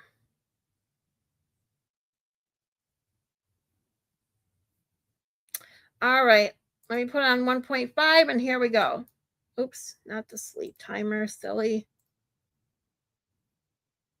Playback speed, 1.5. Here we go. Could you please state your name and spell your last name? Catherine Camerano, Camerano. And what are you? Canton. And how long have you lived in Canton? Probably about since 2005, maybe 20 years. 2005, I think. And who, if anyone, you live in Canada with? My husband, Michael, and my 2 children. And how old are you? Right now, 13 and 16. And starting with 16-year-old, is that a boy or a girl? Girl. And 13-year-old, is that a boy or a girl? Boy. And as far as activities are concerned with your kids, Oh, I just saw your comment, Danny. No, was it snowing which that sports night? does your 16-year-old have? Seriously? Currently, right now, softball. Damn. And has I she wish played I any had sports known in the past? that. She played soccer. She played hockey for a little bit, but mostly soccer and softball. And your 13-year-old son, what playing sports? Hockey and baseball. Now, you work, man? I do. What do you do? I'm a nurse. And how long have you been working here? 21 years. And your husband, does he work? He does. What does he do? He's a laborer. And how long has he been doing that? Probably 25, maybe even 30 years, actually. And how long have the two of you been together? Married? No. 20 years? 20 years. 2004. Now, ma'am, if I could turn your attention Yeah, to Yummy. That January song, 28th, 2022 literally, into January 29th. my son's an adult now, but Yeah. And do you recall for what some days they were? reason that It was song, Friday into every Saturday time I night. hear it, it gets stuck in my And, head starting forever. with the Friday of the 28th. Were you working that time? I was working that night. And sort of typically what kind of shift do you work as I work 7 p to 7 a, nights, mostly weekends. the weekends would be sort of typically when you'd be at work? Yes. And around this time of January 2022, when you were at work, do you know what sort of your husband and your children would be doing typically on like Friday night? Friday night, they went to Johnny's house a lot, and the kids hung out, and they all just hung out together on a Friday night. Now, starting with Johnny, who you refer to, you mean John O'Keefe, is that correct? Yes. How is it that you came to know John? My husband got introduced to him, and then the girls started hanging out probably 2018, 4th grade. The boys around the same time when he moved to Meadows, probably around that time. And so Mr. O'Keefe, he had a niece and a nephew of who he was a guardian, is that correct? Correct. And he had a niece named Kaylee and a nephew named Patrick, correct? Correct. And they lived with him, is that correct? Correct. Now, with regard to his niece Kaylee and your daughter, how do they know each other? They first met on the soccer team, probably soccer. Yes, they met soccer 4th grade. Or was it it could have been basketball. She played basketball when she was that little, Madeline. Basketball team, 4th or 5th grade. And then quickly by the 5th, 6th grade, they were like best friends attached at the hip. And as far as Mr. O'Keefe's nephew Patrick, in relation to your son, were they the same age as well? They played baseball together. And outside of baseball, were they friendly as well? Yes. And so a typical Friday night would be you were at work and your husband and the kids would go over to Mr. O'Keefe's house. Correct. You knew where Mr. O'Keefe's house was? Yes. And where was that? On Meadows Ave. About how far away from your house was Mr. O'Keefe's house on one Meadows Ave? Maybe 2 miles, maybe. I don't know. So fairly short distance? Yes. Now, with regard to this specific Friday night, January 28th, you were at work and you know what sort of the plan was with reference to the rest of your family? Michael, my son was going to play with a friend of his, a school play in the town, and Michael was going to Johnny's with Madeline, my daughter, and they were going to hang out there for the night, and Michael and Johnny were going to potentially go out. Now, with reference to your daughter and Mr. O'Keefe's niece, Kaylee, what, if anything, around specifically to that day, what, if anything, was sort of going on with them and their They had just got into Bishopian High School that day. And at this time in January 2022, what grade were they in? They were in 8th. They were going into 9th that September. And so they had been accepted to this private school, Bishopian, and got their acceptance letters that day? Yep. And what, if any, conversations do you recall having with Mr. O'Keefe in reference to that on that day? They were just really excited about it. Everyone was really excited that they just got in. Now, at some point, well, beyond sort of, if you could just sort of describe the nature of your relationship by you, like I'm using the plural, as far as you and your husband, with regard to Mr. O'Keefe. He was our friend. He was really good to me and my kids. And as far as the kids were concerned, what, if any, sort of interplay did you have with regard to his kids, and he have with regard to I worked weekends, and he would take my kids to sporting. I would do a lot of the stuff during the week if I was around the practices, and him and my husband would always do the games. The kids used to call them my two dads. It was like they had a lot of fun together. It was like a well-oiled machine. Oh, yeah. Through, your friendship with Mr. O'Keefe, at some point did you come to know someone by the name of Karen? Yes. We make And sure who was to Karen tell in relation to everyone, Mr. O'Keefe? She was his girlfriend. do not make what, if any, a drinking game. Okay? Okay. You will be down on the floor in less than 5 minutes. And just to be clear, when we're talking about Karen, do you see Ms. Reed in the courtroom? I do. Could you just identify as to where she's seated or an article? Yeah, she's right there. No, just ask the record to reflect identification to identify. Yes. Now, with regard to the defendant's view, prior to this date of January 28, 2022, about how long had you known her? And Maylin, I agree. Whenever they started She's dating, probably probably 2 the years. one with During COVID. the most real emotion out of anybody. Yeah, probably 2 years. So Right. sometime during the COVID pandemic, you met her? Yeah. Yep.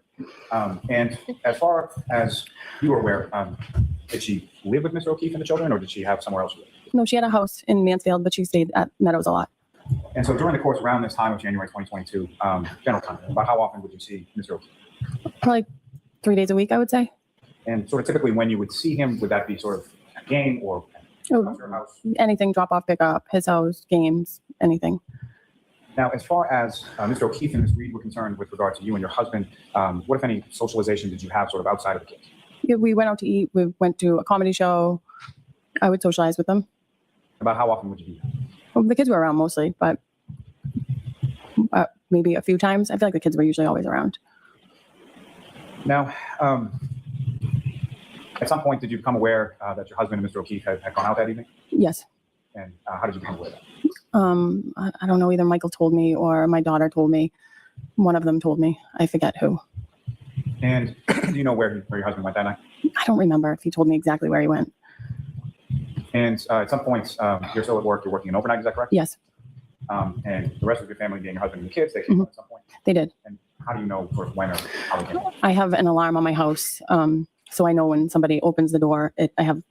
I can check at work, and it alerts me if the door is open, if the alarm is on, off, who puts it on, who puts it off, what doors are open, when the alarm is rearmed.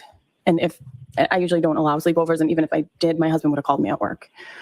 So fair to say there's a rule within your house that sleepovers don't happen unless you approve. Yeah. Now, at some point, I'm going to turn your attention now to the morning of the 29th. At some point, while you were at work, did you receive a call from someone? Yes. And who, if anyone, called? Karen. And about what time was that? Probably between 4 and 5. And what, if anything, did the defendant say to you when she called you around 4 or 5 in the morning? She was just screaming, "Where's Mike? Where's Mike?" And was that a typical sort of situation that you would get a call from the defendant at that time? No, not at all. And the screaming that you heard, or the phraseology of "Where's Mike," is that something she said once, or more than once, or something else? She just kept saying it. She just kept saying, "Where's Mike?" And what, if anything, did you say in response to that? I was just like, hold on, calm down. And as I was doing, I was rechecking like the alarm. I said, he's home with the kids. Let me call him. And at some point I hung up. I called my husband, like, I don't know, probably it felt like 100 times. Yummy. Now, Thank you guys for you're working when you get this call, is that right? Mm-hmm. Share with anybody you might. I was getting ready to draw like morning labs, so I knew it was between like 4 and 5 a.m. Somewhere around morning. Sort of screaming as far as "Where's Mike?" What, if anything, did the defendant indicate as to why she was asking? John didn't come home. And from your knowledge of John O'Keefe, was that something that was normal or not? No. Now, during this sort of initial call with the defendant, what, if anything, did you hear sort of in the background of that call? That first call? I don't think I heard anything in that. Your memory exhausted as to that? Yeah, I don't remember it. May I approach you with this? Yes. And ma'am, what I'm going to do is I'm going to place the document before you. Mm-hmm. I'm going to direct your attention to this second paragraph on the page. If you could just read that to yourself. Okay. Oh, okay. Yeah. I didn't know if that was. Anything further, may I approach Yep. you, John? Yes. Oh, yeah. Sorry. And so this time, after reading what I just placed before you, is your memory refreshed as to what, if anything, you heard in the background? Yeah. I could hear Kaylee in the background. And you hang up on that call, and then what did you do? Call Michael. And at any point when you're calling Michael, I think you said you felt like it was about 100 times. Did your husband Michael answer the phone? He never answered. No. And so after you called your husband, many times he didn't answer. What did you do? I called either Karen's phone or Kaylee's phone back. I texted John, I think, twice.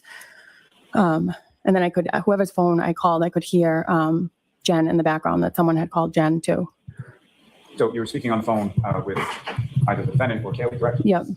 And you could hear someone named Jen in the background? Yep, I could hear her in the background. And when you say you could hear someone... Like it sounded, sorry. No, I'm sorry, just as far as Jen, who is that? Jen McCabe. She was one of Madeline's basketball coaches, so I know her voice. Heard her sort of voice on the sideline? Yeah, yep. Did you know her personally at all? I knew her as Madeline's coach. And at some point you were talking to Kaylee on the phone, correct? Yes. And what is it that you were saying, Kaylee? That I was just saying to her, is everybody okay? And she said they're going to go out looking for him. I think she said they were going to go out looking, or she went out. She's going to go out. No one knows where he is. And then I think I like hung up with her. And then at some point I maybe texted Kaylee or called, and I said, is Karen out alone? And she said, no, she's with Jen and Kerry. So I said, okay, as long as they're not alone. Now, the second phone call, you're talking to Kaylee, and you can hear the defendant talking to Ms. McCabe. Is that correct? Yes. And you hear one side of the conversation or both sides of the conversation? I don't really recall exactly. I felt like it was just like a lot of like screaming, like he's not home.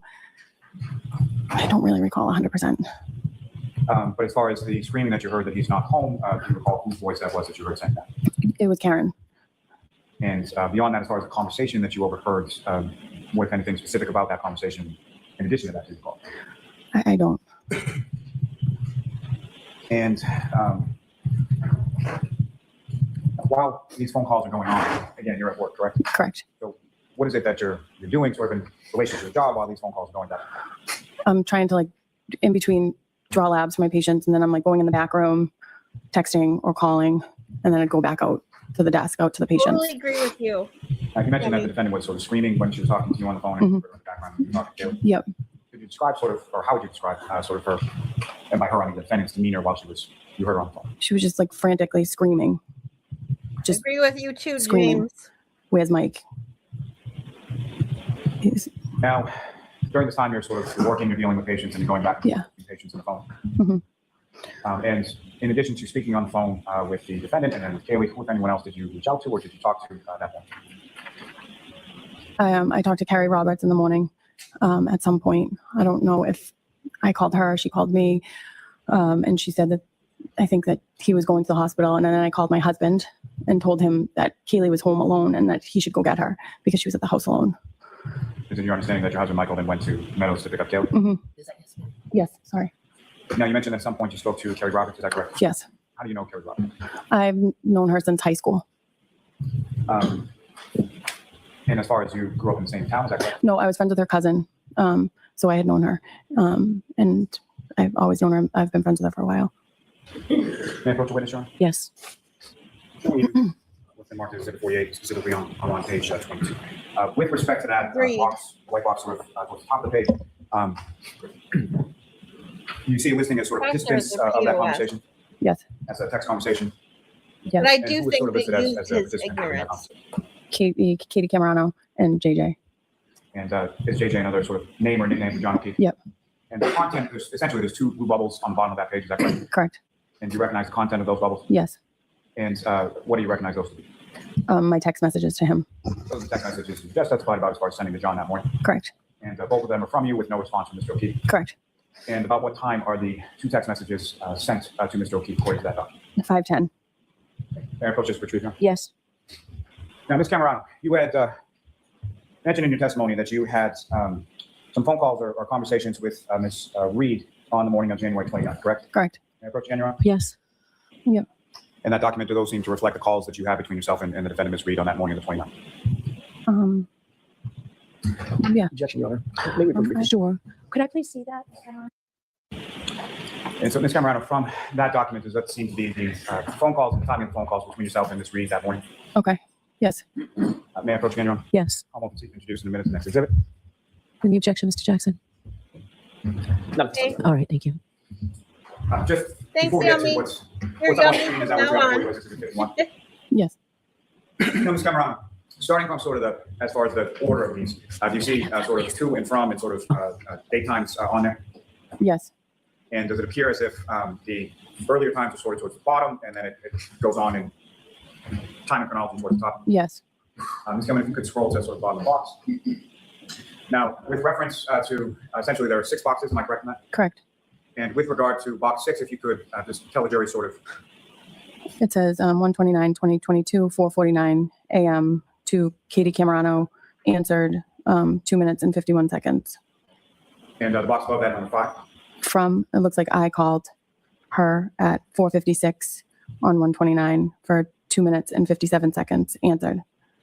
And the box above that number, please. I called her 5 a.m., 2 minutes and 4 seconds, answered. And then I called her again at 5:32 for 8 seconds. That was answered. And then I called her again at 5:34, was missed. At 5:34 was missed. And then I called her again at 6:44 and 49 seconds, and that was not answered. Thank you. Now, with respect, Cameron, is your testimony that in addition to the phone calls that you had with the defendant, you also had some text back and forth that morning as well? Correct. And you want to make that approach? Yes. Yep. And do you recognize what that what's in that document? Yes. What do you recognize it? It's my text to Karen. And with respect to the sort of first page of that, is there also similar to the ones I showed you with regard to Mr. O'Keefe? Is there a listing as far as the participants in that conversation? Yes. And what does it state? It's Karen Reed and Katie Camerano. May I approach again? Yes. I'm about to seek to introduce in a minute to consider. No objection, Mr. Jackson? Objection, Your Honor. All right, then. Now, Ms. Camerano, if I could direct your attention to sort of content of this. There's essentially the blue bubbles and green bubbles. Is that correct? Correct. And is there an indication on there as far as who the message is from and who the message is to? The blue bubbles would be me texting Karen. And if you could, starting with the first bubble on page 1, if you could just describe to the jury, and we'll sort of go through it, as far as who the text is from and what the content is. That's from me. I'm asking Karen, are you okay? And this next bubble? Go back home so you're safe with Kaylee. He will end up home. I bet he's on someone's couch. And the next bubble down is him? What's going on, Karen? I'm driving around with Carrie and Jen. And this is the text that you received from? Yes. And is there a time on that associated with when that text was sent? I can't read it from there. Thanks for coming, 5:53, Yummy. does it say? 5:53 a.m. Is that correct? 5:53, yes. Oh, you're from Australia. That's Someone could scroll down to awesome. that Thanks for coming. Um, I'll be streaming more okay, of the is trial one of them tomorrow driving? afternoon Just to be clear, this is you Eastern texting. time. I'm texting Karen, yes. Is one of them Not driving? sure what the And then- time difference is, but join us if you Why are can. you texting that? Why are you concerned about that? Because she was so hysterical. I didn't want her driving. Sarah. And I'm just going to scroll down to that message. And what if any response did you receive in this week? Yes. And I said, okay, keep me posted. I agree, Annie. At his brother's or mom's, ? Or the station he works at. Both of those messages, about what time were those? 6 a.m. And what if any, if Ms. Kelman, if you could scroll down, and then what if any response did you receive from the defendant this week following those days? I don't think so. His bro is in West Bridgewater, W Bridgewater. Right. I'm sorry. I'm just brainstorming. And next, green bubble there, It's okay. and the blue bubble below that. Any luck? And that was the text you sent at approximately what time now? 6:34. And what was He's dead. and again, at what time did you receive that text message from me? 6:34. I'm just saying if you could scroll down. Yeah, What, Karen? Are you serious? that's the blue bubble, your response to her last statement. Yes. So, scroll down again. And then, Karen, do you have any idea where he is, or did you find him? Last thing is given, if you could scroll down one more time. He was in the snow. And that last message that you received, what time was that? That was at 6:36. I'm just going, you can take that down. And Mr. Rosser. Yeah. Thank you. Now, these are the appropriate responses when someone tells you that they found John dead in the snow. Which always brings me back to that text she sent Higgins with no response. Following that text message, the last one about 6:34 a.m., what, if any, other communication did you have with the defendant that morning? Nothing. What, if any, other communication did you have with the defendant since then? None. Now, as far as any of the other people that you spoke of, as far as talking to that morning, Ms. Roberts or Kelly, did you have any further conversation with them in regard to what was going on? No. Nothing further for this witness. All right. Cross-examination? Hi, how are you? Okay. To Mr. Lawley's last point, after that series of text messages that you had early in the morning on January 29th, 2022, you said you didn't hear from Ms. Reed or didn't have any communication with her after that. Is that right? Yeah. Yes. Did you reach out to her text message wise? No. Were you aware that her phone had been seized shortly thereafter from her? No. Thank you. That's all I have. All right, Ms. Camerano. Oh, there's nothing else, Mr. Lally, right? All right, Ms. Camerano, you're all set. Thank you. Okay, thank you. All right, so that was, Katie Camerano. Next up is Kurt Roberts. And then he's only 29 minutes, so about 15 minutes. Good morning. Could you please And state then your name after and him, spell your last name? we'll Kurt pause Roberts, until tomorrow. R-O-B-E-R-T-S. And where do you live, sir? Canton, Mass. And how long have you lived in Canton? For 12 years now. And who, if anyone, do you live in Canton with? I live with my wife and 2 children. And Right, Sarah? your Totally. wife's name? Kerry. And how long have the two of you been married? We've been married 15 years. And you mentioned you have 2 children, is that correct? Yes. And how old are you?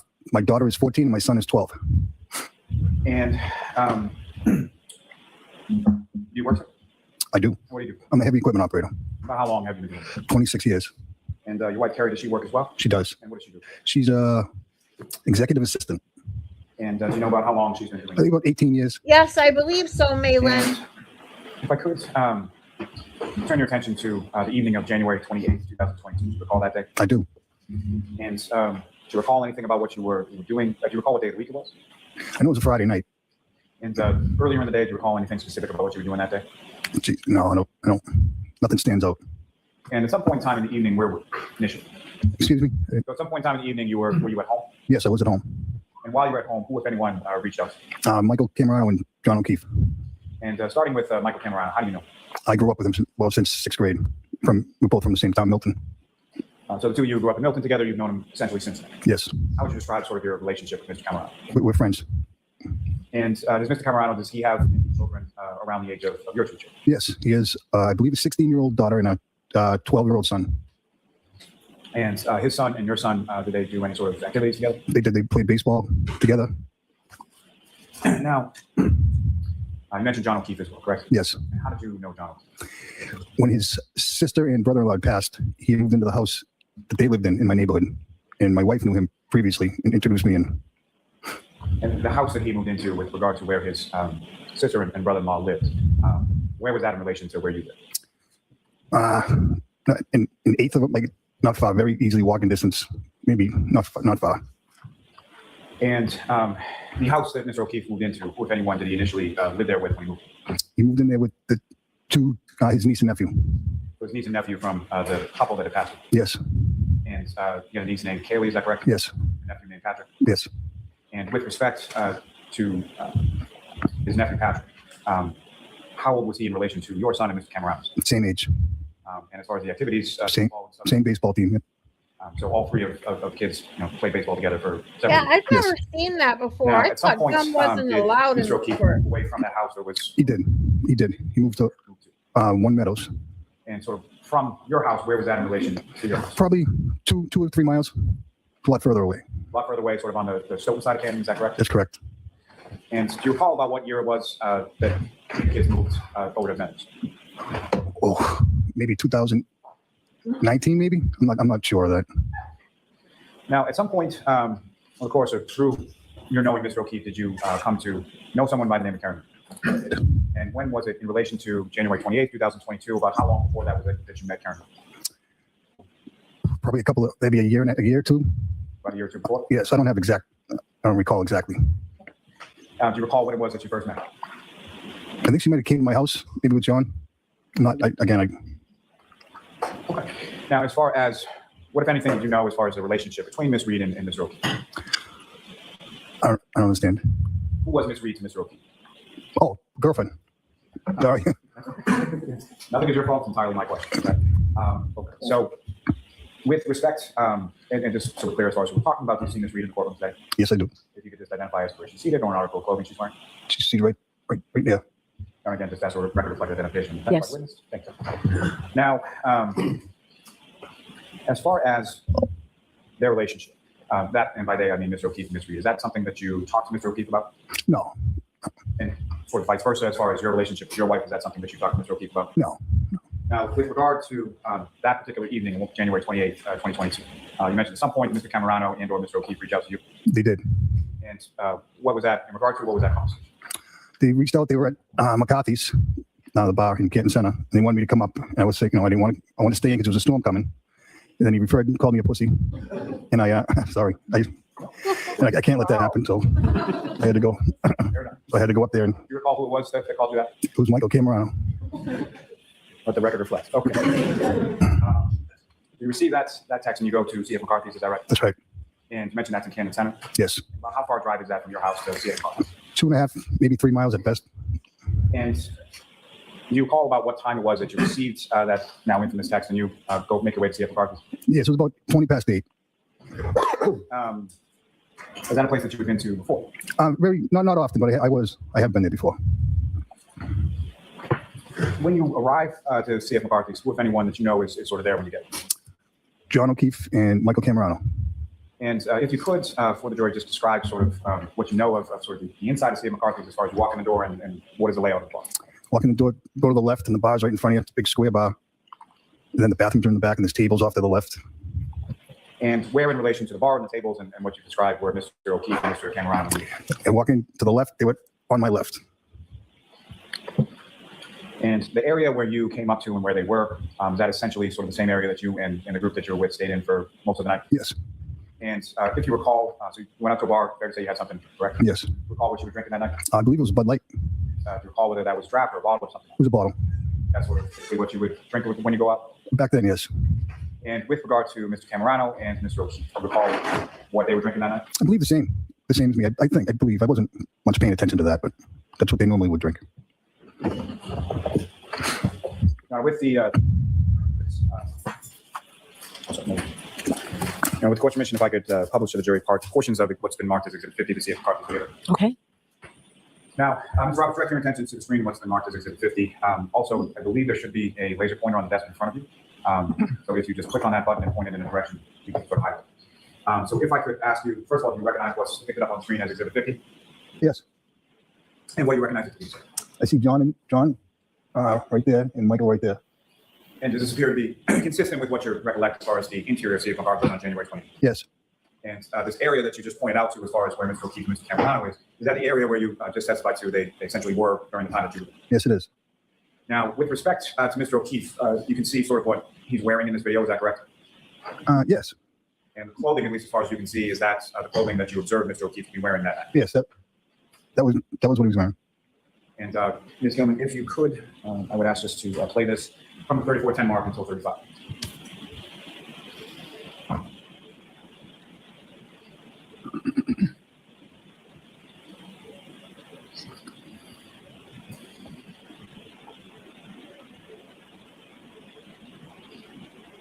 Pause there just a moment. The gentleman that just came in through the door, do you recognize him, sir? Yes, I do. And who do you recognize him? That's me. So that was about the time that you were around, is that correct? Yes. Ms. Gilman, if you could just continue with another 32 seconds.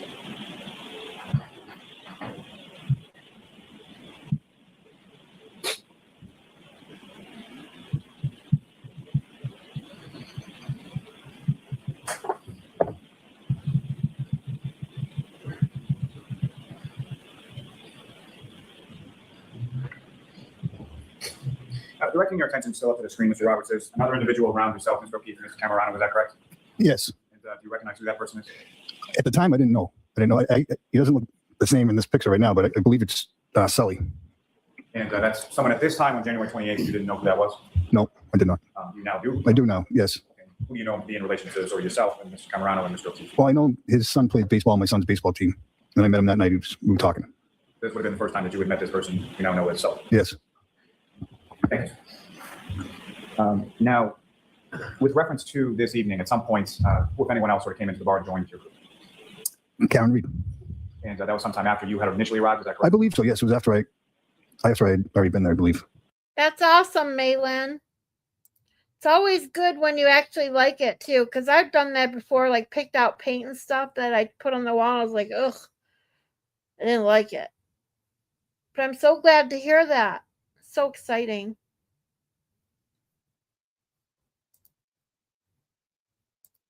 You got it, James. And Ms. Gilman, if I could, from the same exhibit, we're going to the fourth video now. If you could pause. Now, as far as Ms. Reed, you see Ms. Reed in this video? Yes, I do. And if you could just using that laser pointer direct your attention to where you see Ms. Reed? Right there. Now, Mr. Roberts, you were, fair to say, a little reluctant to come out that evening, is that correct? That's correct. And as far as time, about how long was it that you stayed at C.F. McCarthy's before you left? It's a good hour. Well, so I was home by about 10:15. I was home. And if you recall, about how many beers did you have while you were there? Probably 3 or 4. And what you were drinking, was that, as far as amount was concerned, was that the same, less, more so than sort of the other people that you were with? Probably one more. I would think. I kind of drank them kind of fast because I was taking off. So you may have lapped them by a round or something? Sure, yes. Now, you mentioned what you and Ms. O'Keefe and Mr. Camerano were drinking. What, if anything, did you observe Ms. Reed to be drinking at that? It was a clear glass with probably a lime in it. I'm assuming a vodka tonic, maybe. I'm not positive what it was, but it was a clear glass with. And from your prior sort of interactions or socialization with Ms. Reed, is that something that she could typically drink? Yes, I guess I would say. And about what time was it, again, that you left? I think I left about 10 o'clock. It took me a few minutes to get home. So. And with regard to when you left, did you sort of announce that to anybody, or how did you? I usually don't, because then I'll have to deal with it again. But when we walked out, me and Michael came around, I believe, about the same time. I might have been a minute or two before him, that's all. So you sort of exit and just sort of leave, and then at some point in time, around the time that you left, Mr. Camerano left as well. That's right. And Ms. Gilman, from what's up here is Exhibit 50, if I could ask you to just play from this point, so about 22 minutes and 50 seconds.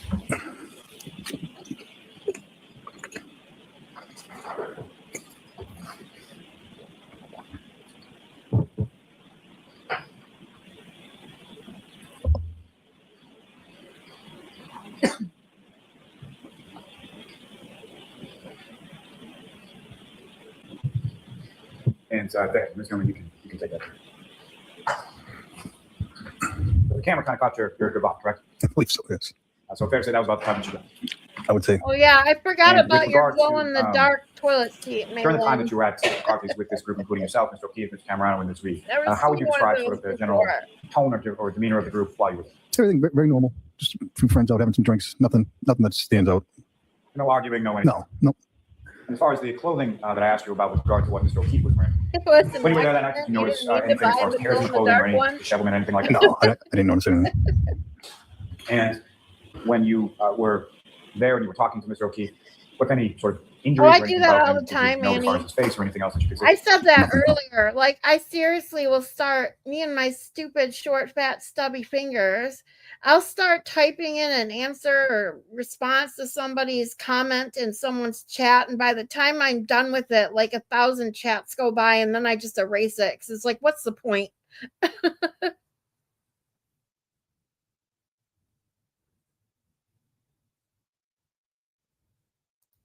I hope so, James, because she deserves a lot from those lawsuits.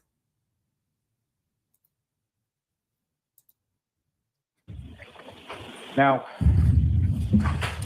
once you left, where did you go? I went home. And do you recall when you got home? I think you already said it, but about what time was it that you got home? But I think 10:15 would be my best guess. When you got home, who, if anyone else from your house, from your family, was there? I believe my wife and kids were there. They're up in bed, but they weren't downstairs. And at some point, did you go to bed that evening? I did. About what time was it? Probably I saw the snow start coming down. Probably 11:30, 12, maybe Go to midnight. bed that evening? And about the time you mentioned that you had been aware that there was a storm coming, correct? Yes. About the time that you went to bed, around midnight or so, what, if anything, did you observe? Did you look outside or see anything? It was snowing. So And in relation to that, what, if anything? Oh my did you hear God, while was you it were in the house or snowing? making- the Seriously? wind was hitting the windows. You just knew it was a storm.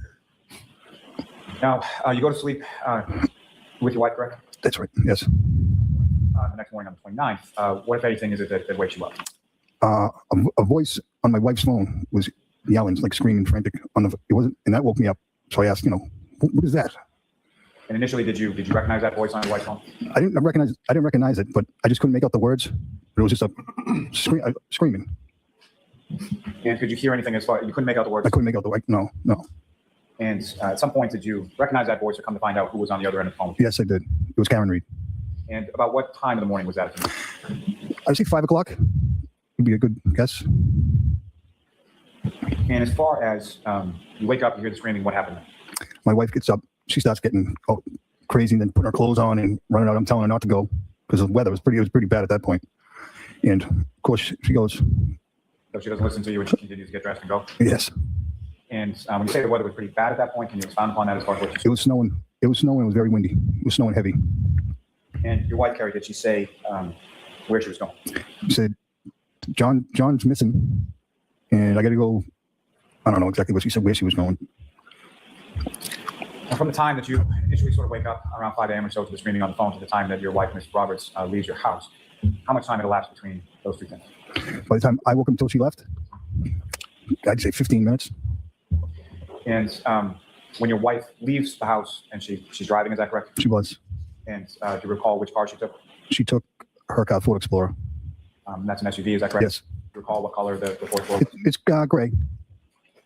Now, after she leaves, when is the next time that you spoke to your wife? She called me on the phone. I forget. I can't really recall exact times now. They tell me that they found John. He's in the ambulance. They bring him to the hospital, and she was going to get Mr. and Mrs. O'Keefe. And by Mr. and Mrs. O'Keefe, who did you understand that? John's parents. And did you know John's parents? I did. Did you know where they lived? I did. And where did they live? In Braintree. So your wife calls you, tells you Mr. O'Keefe's in an ambulance and she's going to Braintree to get his parents. That's right. And after you heard that, what is it that you did next? I believe I snowblowed the driveway. Got it ready because I knew she's going to come home in a mood. Clear your driveway. So she could, yes, because it was, yes. Now, when you go out to clear the driveway at the time that your wife calls you, about how much snow was in the driveway that day? I'd say there was drifts of at least a foot or so. It was pretty good. It was a lot. Tough to get the car None in. of this matters, Lally. And oh my God! If you know I about know. what time was it that your wife returned home at? Oh my God! 8 o'clock. I don't know exact time. And when you say 8 o'clock, you mean 8 o'clock in the morning or night? A.m. Let me have just one moment. Yes. There was not that much snow on the ground. When you say he No further questions for this supposedly witness. he was Cross-examination? supposedly hit by that car, which we know he wasn't. But Good afternoon, sir. Good afternoon. the time you say that You and I happened, there never met, wasn't correct? all the Correct. snow on the ground. That night that you went out to C.F. McCarthy's, where you were sort of pressured or goaded into going out, you did get a chance to observe John O'Keefe at the bar, correct? I did, yes. Did you ever see him wearing a puffy jacket? Never. Did you ever see a puffy jacket around his chair that he was sitting in? Not that I recall, no. Was he holding a puffy jacket? No. Now, you noticed on the video, one of the last videos that Mr. Lally played for you, that prior to your making the Irish exit there, you did have some interaction with Karen Reed, correct? I believe so at the end. You saw that the two of you were at one point face to face. I did for a brief. Yeah, so it was, maybe 10 or 20 seconds. Okay. That sound fair? It does. And when you were face to face, you were looking at her and she was looking at you, correct? Yes. And there was some type of interchange between the two of you? Maybe I was just saying bye. I don't recall. You probably don't remember the specifics of No, I don't. what the conversation was, but there appeared to be some type of small conversation. I saw it from the video, yes. And while you were speaking to her, you had no indication that she was slurring her words in any way, correct? I didn't think so, no. No. Her eyes didn't appear to be bloodshot and glassy, correct? Correct. She wasn't swaying or stumbling in any way, correct? Correct. She didn't appear to be confused in her thinking or her speech. She did not. She appeared to be normal, correct? Yes. There was nothing about her demeanor or her interaction with you that would lead you to believe that she was under the influence of alcohol at that time. No, not. And during the time that you spent with them at the bar, you didn't see any evidence of any problems between Karen and John O'Keefe? I did not. No arguments or bickering or anything like that? No. Neither one of them was complaining about the other, correct? Correct. Were you able to see any of the affection between the two of them, either physically or with regard to what they were saying? I didn't see any of it. It sounds like you were more concentrated on. I was talking with the guy. We were talking with Mike at the bar. Okay. But you had known Karen, or at least known of her, and had some interactions with her for, I believe your testimony was about a year or two? Yes. During that time, there was some interaction with Karen at your house because there were pickups and drop-offs that had to be made? Yes. And you would see that, Karen had been to your house when you were there, specifically to pick up your son, correct? Yes. How often would that occur? I don't recall. Not. I don't think. Maybe.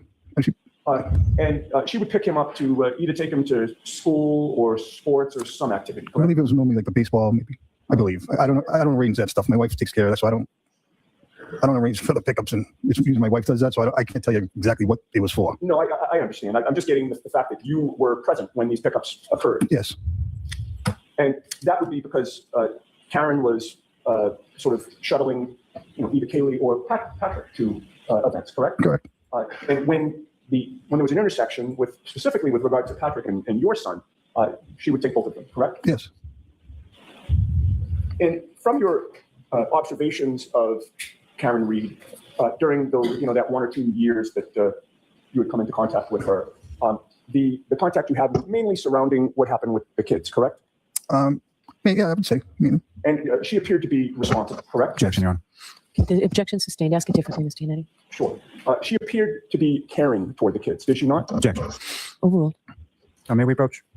Okay. Jurors, feel free to stand up and stretch. Just one question for you, just to sort of alter the last question that I asked you.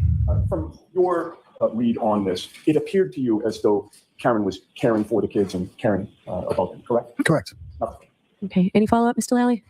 Briefly, just one question, sir. As far as your observations of Ms. Reed in regard to Mr. O'Keefe, in regard to the children, that was what you observed, correct? That's right. And so as far as what, if anything, went on behind closed doors or in the relationship, you weren't really privy to that? I was not. Okay. Nothing further. All right, Mr. Roberts, you are all set, sir. Thank you. All right, guys. So tomorrow we start. I've already forgot who was next. Hold on.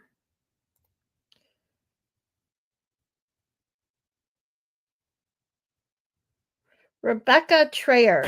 Good afternoon. I don't know who this chick is. Could you please state your name and just spell your last name for the jury? Rebecca Trayers, Trayers. Oh, wait a minute. She's only 20 minutes. So like 10 minutes. I am a bartender. Sure. She's And already where in. is it that you work as well? Waterfall Bar and Grill Where is that located? in Canton, Massachusetts. And how long have you worked there in that capacity? About 7 years. And in relation to where in Canton, Massachusetts is Waterfall located? In the center. And is there a typical sort of shift or nights that you would work in regard to working at the Waterfall? At the moment, it's like Thursday, Friday, Saturday nights. And when you work sort of the nights, what time is it sort of starting? What time is it that you typically work? The shift starts at 5, and we are by volume. So it's once like people start leaving, generally around 10 to 11. And sort of what is the latest that, based on volume, people are sort of hanging around in the bar? When would you sort of, last call, turn the lights on? 12:45 is the latest that we could do last call.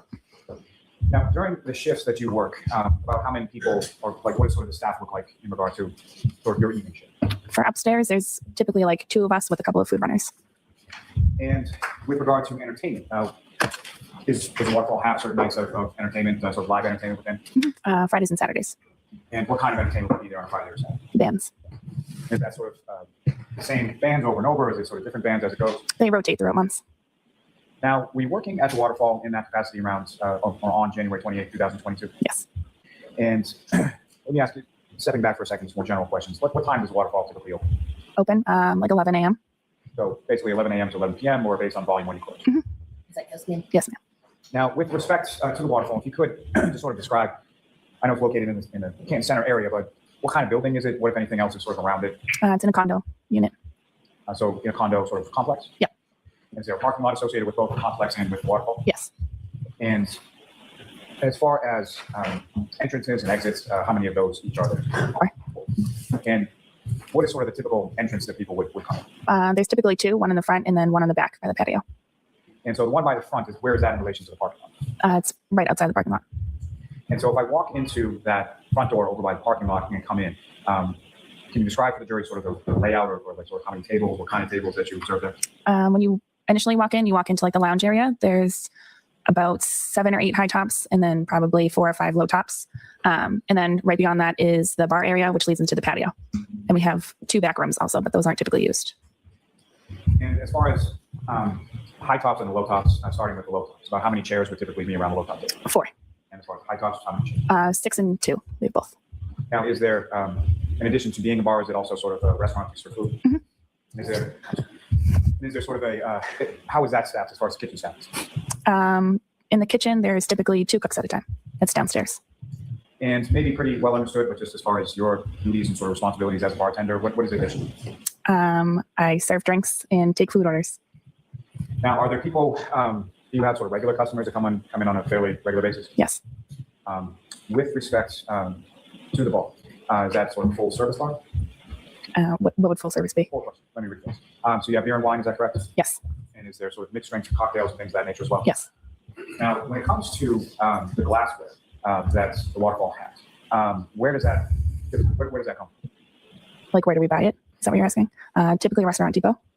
And is there like a certain type of, well, let me start that. So if you're getting something that's either draft beer or wine cocktail, does the type of drink that you're ordering have any reflection in the type of glass you would receive? For the most part, yes. And as far as if you're, let's say, getting a non-alcoholic drink, how would that typically be sold? In a pint glass. I'm sorry, what was the answer? A pint glass. Thank you. And if you were getting a mixed drink or a cocktail, how would that be? What kind of glass would that typically be served? There in like a so shorter many one. people, like these And the shorter testimonies are sort so of cocktail irrelevant. as What far is the as, point? the weight of that, would that be heavier or less heavy than the pint glass? The same. And as far as the sort of thickness of that cocktail glass, would it be thicker at the bottom or thicker at the top or something? We have different short glasses, but the bottom are typically heavier in glasses. Now, on that particular evening of January 28, 2022, do you recall whether or not there was any sort of musical entertainment in the bar that night? There was a band. And do you recall the name of the band or what kind of music they played? No. But it was a live band, is that correct? Yeah. And when a live band is performing at the waterfall, where is it in regard to the layout that you were describing that band would typically set? When you walk into the building, it's left of the high tops. There's like a small alcove. We move tables for them. And once the band is done, what, if anything, do you do with that space once the band clears out? We put the tables back. Now, with respect to the waterfall, are you familiar with whether or not there's any sort of security or camera recording in there? There's cameras. And as far as the cameras are concerned, do you know sort of where they're situated in relation to the bar? For the most part, yes. And fair to say there's at least some interior cameras and some exterior, correct? Yes. And with regard to this specific evening of January 28, 2022, have you had occasion to see some of that video from that particular evening? Yes. You know what I mean, Coach? Yeah. We think his plan was At this time, I to would bore seek to them to introduce and death, admit as a next exhibit a copy of the surveillance video from the waterfall. Okay, is there any objection? No objection, Your Honor. confuse them. Now, Ms. Ferris, what's up on the screen? Do you recognize generally what that is? Yes. And what are we looking at? Waterfall parking lot. And so this is the parking lot that you were referring to as sort of the front door that leads out to the parking lot for both condo. I places. know, Sarah. Like, what is the Um, fucking and- point? The video, as far as you're aware, is date and time stamped, and those dates and times are accurate, correct? The date, yeah. Yes. Yes. Thanks. Ms. Gilman, you can take that down. And Ms. Gilman, if I could have from channel 3, the first video associated with channel. And if you could just pause it. So Ms. Trares, before you, I think on that desk should be a laser pointer. Mm-hmm. So basically all you need to do with that is just click the button on top and then point it at the screen if and when I ask, or anybody asks. Okay? So again, what's up on the screen right now? Do you recognize that? Yes. And what do you recognize that? The lounge area of Waterfall. And if you could, using the laser pointer, direct the jury's attention first to that area that you were speaking about where a band would normally perform. That's fine. Right here. And that's where the band was that night? Yes. And the high tops and low tops, if you could, direct the jury's attention to where those would be located. So these are the 6 people ones, the 2 people, and then low tops. And as far as the bar area where you would be situated within the establishment when you're working as a bartender, whereabouts, if you could, direct the jury's attention to whereabouts that? All the way back here. And sort of immediately adjacent or right in front of sort of where the bar area is, what kind of table or what, if anything, is closest to you? High top. And this tells you what exactly? Now, Mr. Ed, directing your attention up to the video for the, up to the screen for the video that's now up there. You recognize this video waterfall as well? Yes. The timestamp on it says 1:29, 12:01. I'm Is that surprised PM? you Is that didn't correct? call them to the stand. And fair to say that or what any difference do you know sort of about the lighting in this video versus the one from earlier around 10:30 p.m. So, This one's brighter. and why is it? We are getting ready to close. You would have turned the lights on at that one? Yes. And as you're closing, what are some of the sort of final things that you're doing as you're sort of closing up shop? Cleaning up. Ms. Gilman, if I could ask you to push this forward to about 15 minutes and 45 seconds. And Ms. Traves, from the date and time stamp up there, about what time is this, does it say on screen? 12:16 a.m. And Ms. Gilman, if you could play this from this point to about 16 minutes and 8 seconds.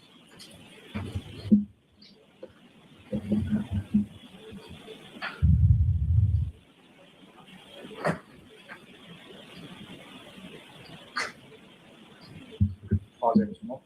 The individual sort of walking from the top of the screen down towards the bottom, towards that front door area, is that where the front door is? Yes. And if you could, just for the jury, just using the laser pointer, direct their attention to where that front door is. Right here. You recognize who that person was? Yep. Yes. That's me. You were basically taking the trash, correct? Yes. Ms. Gilman, if you could just run through that. Yeah, you can stop there and you can take that down, Ms. Gilman. Thank you very much. From that evening of January 28th, 2022, I'm going to ask just a couple of people's names and then ask if you know them or recognize them as far as sort of people that you've seen in that establishment before. Right? First, with respect to John O'Keefe. I know of him. And was he someone that you had seen in the waterfall before when you were working there? A couple times. Did you know him specifically by name, or did you just sort of know him as a familiar face? First name. And what is it typically that, as a bartender, what is it typically that he would sort of order or get when he was? I couldn't tell you. Don't know. And really, I'm just asking as far as beer versus cocktail versus whatever else, if you know. I'd say beer. And do you recall seeing him in the waterfall on January 28th? Yes. And could you describe what any interaction you had with him, or when about that was in the evening? He came up to order a beer. And at the end of the night, there was one group that was sort of the last group to leave. Is that correct? Yes. And where were they sort of situated in the bar? The high top, in the lounge closest to the bar. And what, if any, association did you see with Mr. O'Keefe with regard to that group? I believe he was standing with them. Could you keep your voice up, please? Yes. Thank you. And ma'am, if you want, so that microphone, you can move anywhere, wherever is most comfortable. Thank you. Now, were you familiar with anybody, as far as a female party, that would accompany Mr. O'Keefe to the waterfall on that or prior occasions? No. And have you seen Mr. O'Keefe in there with or without any sort of female companionship? Previously? Yes. No. Not that I'm aware of. I'm sorry? Not that I'm aware of. Now, with regard to Christopher Allen, did you know him? I know of him. And you're familiar with him as far as someone who came into the waterfall on occasion? On occasion, yes. How often would he be in? Once every few months. And do you recall him on the evening of January 28th? I actually don't remember. And anybody, as far as anybody else from the Albert family, as far as Brian Albert, were you familiar with him? I know of them. And do you recall him being there on January 28th? Yes. And where was he in relation to the group that was at the high top table closest to the bar? Same area. And who, if anyone else from that group, did you recognize or did you know on that evening? The only people I would have recognized would be Brian Higgins and Brian Albert's wife. And do you even know what Brian Albert's wife's name is? I forget. And Mr. Hicks, is that someone that you had seen in there on prior occasions? On occasion, yes. And as far as Mr. Brian Albert, is that someone that you had seen there on prior occasions as well? Same, on occasion. And had you seen Mr. Higgins and Mr. Brian Albert there together on prior occasions as well? Yes. Now, at some point following that evening of January 28th, do you recall troopers from the state police coming to the waterfall, speaking with you and speaking with the owner of the waterfall? I spoke with them, not at Waterfall. And are you at least aware that they received from the establishment not only the video, but some receipts from that evening as well? Yes. And have you seen those receipts on some prior date? One. Your Honor, may I approach? Yes. Showing you 3-page documents, just asking general terms, do you recognize what those appear to be? Yes. And obviously, you work at the waterfall. You've seen receipts that are generated by the establishment before, correct? Yes. Do those appear to be receipts from the waterfall? Yeah. Is there any sort of date? I'm sorry, was there a yes or no answer? Yes. Thank you. And with respect to the receipts that I placed before you, do they have a date on them? Yes. And what is the date? 1/28/22. Your Honor, may I approach? Yes. I'll seek to introduce and admit as the next. Okay. No objection. Okay. And Mr. Reyes, just one last question.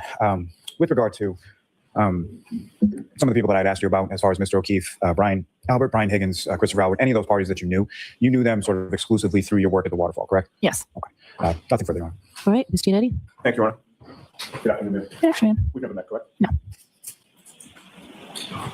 You had been a bartender at the waterfall for how many years? About 7. And that was prior to January of 2022, or you've now been there for 7 years as of today? As of today. As of today. Prior to being a bartender at the waterfall, did you have another bartending job somewhere else? Yes. Where was that? I've worked at a couple places. In what towns or cities? A couple in Canton. And the couple in Canton, was that immediately prior to moving to the waterfall? Yes. All right. And we don't have to get into the names of them, but how many years were you a bartender in Canton prior to going to the waterfall? Prior to the waterfall, about 4. Okay. So for about the last 11 years, you've been a bartender at one establishment or another in the town of Canton, correct? Yes. Are you from Canton? I am. Did you grow up in Canton? Yes. And you no longer live in Canton? I recently moved back. Now you're back. I got you. Okay. And you had, I believe, testified on direct examination that you either know or know of the Albert family. Correct. You would agree with me that they are a well-known family in the town of Canton? Objection. Overruled. Do I answer that? Yes, you can answer. You can answer. So you can. I would say yes. Okay. And how many members of the Albert family do you know, either personally or professionally? And by professionally, I mean obviously you're a bartender, and personally means that you know them in some other way. It would only be professionally, and I'd say 3 or the whole family of the Alberts. Is that what you're asking? Yes. 5 of them. Okay. And if I asked you the names of the Albert family that you know, would you be able to tell this jury? Yes. If you would do that, please. There's Brian Alberts, Chris Alberts, I can't remember the wives' names at the moment. You know their wives by face? Yeah, and then Brian's daughter, Caitlin. Okay. And specifically with regard to Caitlin Albert, can you tell us, is there a difference in age between the two of you? Is she closer to your age than the others? She's closer to my age. She's younger than me. Okay. Did you see Caitlin Albert at the waterfall on the night of January 28th into the 29th of 2022? Yes. You also mentioned that you had seen somebody named Brian Higgins there, correct? Correct. He was somebody that you recognized prior to that day, correct? Correct. And how did you know or come to recognize Brian Higgins? From waterfall. Did you know his name, specifically his last name, on January 28th when you were working that night? Yes. When did you learn his name, if you remember? I don't remember. At some point in the past, when he'd been in the bar, for some reason you knew his name, Brian Higgins. Yes. And you had testified, I believe, on direct examination that you had seen Brian Higgins with Brian Albert at the waterfall on prior occasions. Correct. So, Ms. Giannetti, it's time for lunch. I don't imagine you'll finish in 5 minutes, right? It won't be too much longer than that, but it's probably good to take a Okay, thank you. I believe you testified that you knew John O'Keefe as a prior customer in the bar, correct? Empty Bob needs a And drink. that particular night, John appeared to be in a good mood. Would you agree? Yes. In fact, John is a pretty good tipper. I wouldn't really know. But with regard to that particular night, there was one receipt that was introduced in Exhibit 54. You probably didn't take a close look at it. No. But if I suggested to you that there was a receipt for a total of $16.58 worth of drinks, and John put a tip down of $10, that'd be a pretty good tip, right? And do you need to see the receipt to confirm that, or? No. That makes sense? Yeah. Okay. And that night, John's demeanor seemed fine. Would you agree? Yes. You didn't notice John buying drinks for a woman that night, did you? No. And with regard to your, sort of scanning the people that were there within that group, one of your duties as a bartender is to make sure that nobody's overserved, right? Correct. And so, while you don't watch every movement all the time, you do look for signs that somebody might be overserved, correct? Correct. And with regard to the group that came in, the receipts for which you were shown today, nobody really seemed highly intoxicated to you, correct? No. Can I just have a moment? Yes. I have no further questions. Thank you, ma'am. Thank you. Oh, wait, right, John. All right, Ms. Trias, thank you very much. Thank you.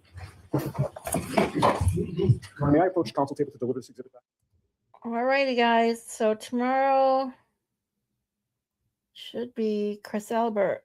Oh, no, sorry. The Colakethuses. So that's what we'll pick up tomorrow. Whenever you're ready, Mr. Lally. Good afternoon. Good afternoon. All right. Good afternoon. And then we'll get into Chris Albert and see how far we get tomorrow.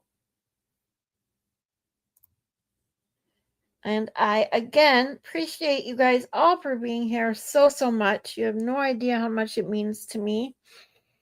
We'll continue the trial every day this week. See how long it'll take us to get through the whole trial. First trial. I am going to stream the second trial too after the first one's over, just to go through it again, if you guys want to stick around for that one too. And I will be back next Sunday night for another psychology lesson. If you're interested, please like, share, and subscribe. And again, appreciate you all. And to all a good night. Have a great Sunday evening. And I will see you all tomorrow. Good night. Bye.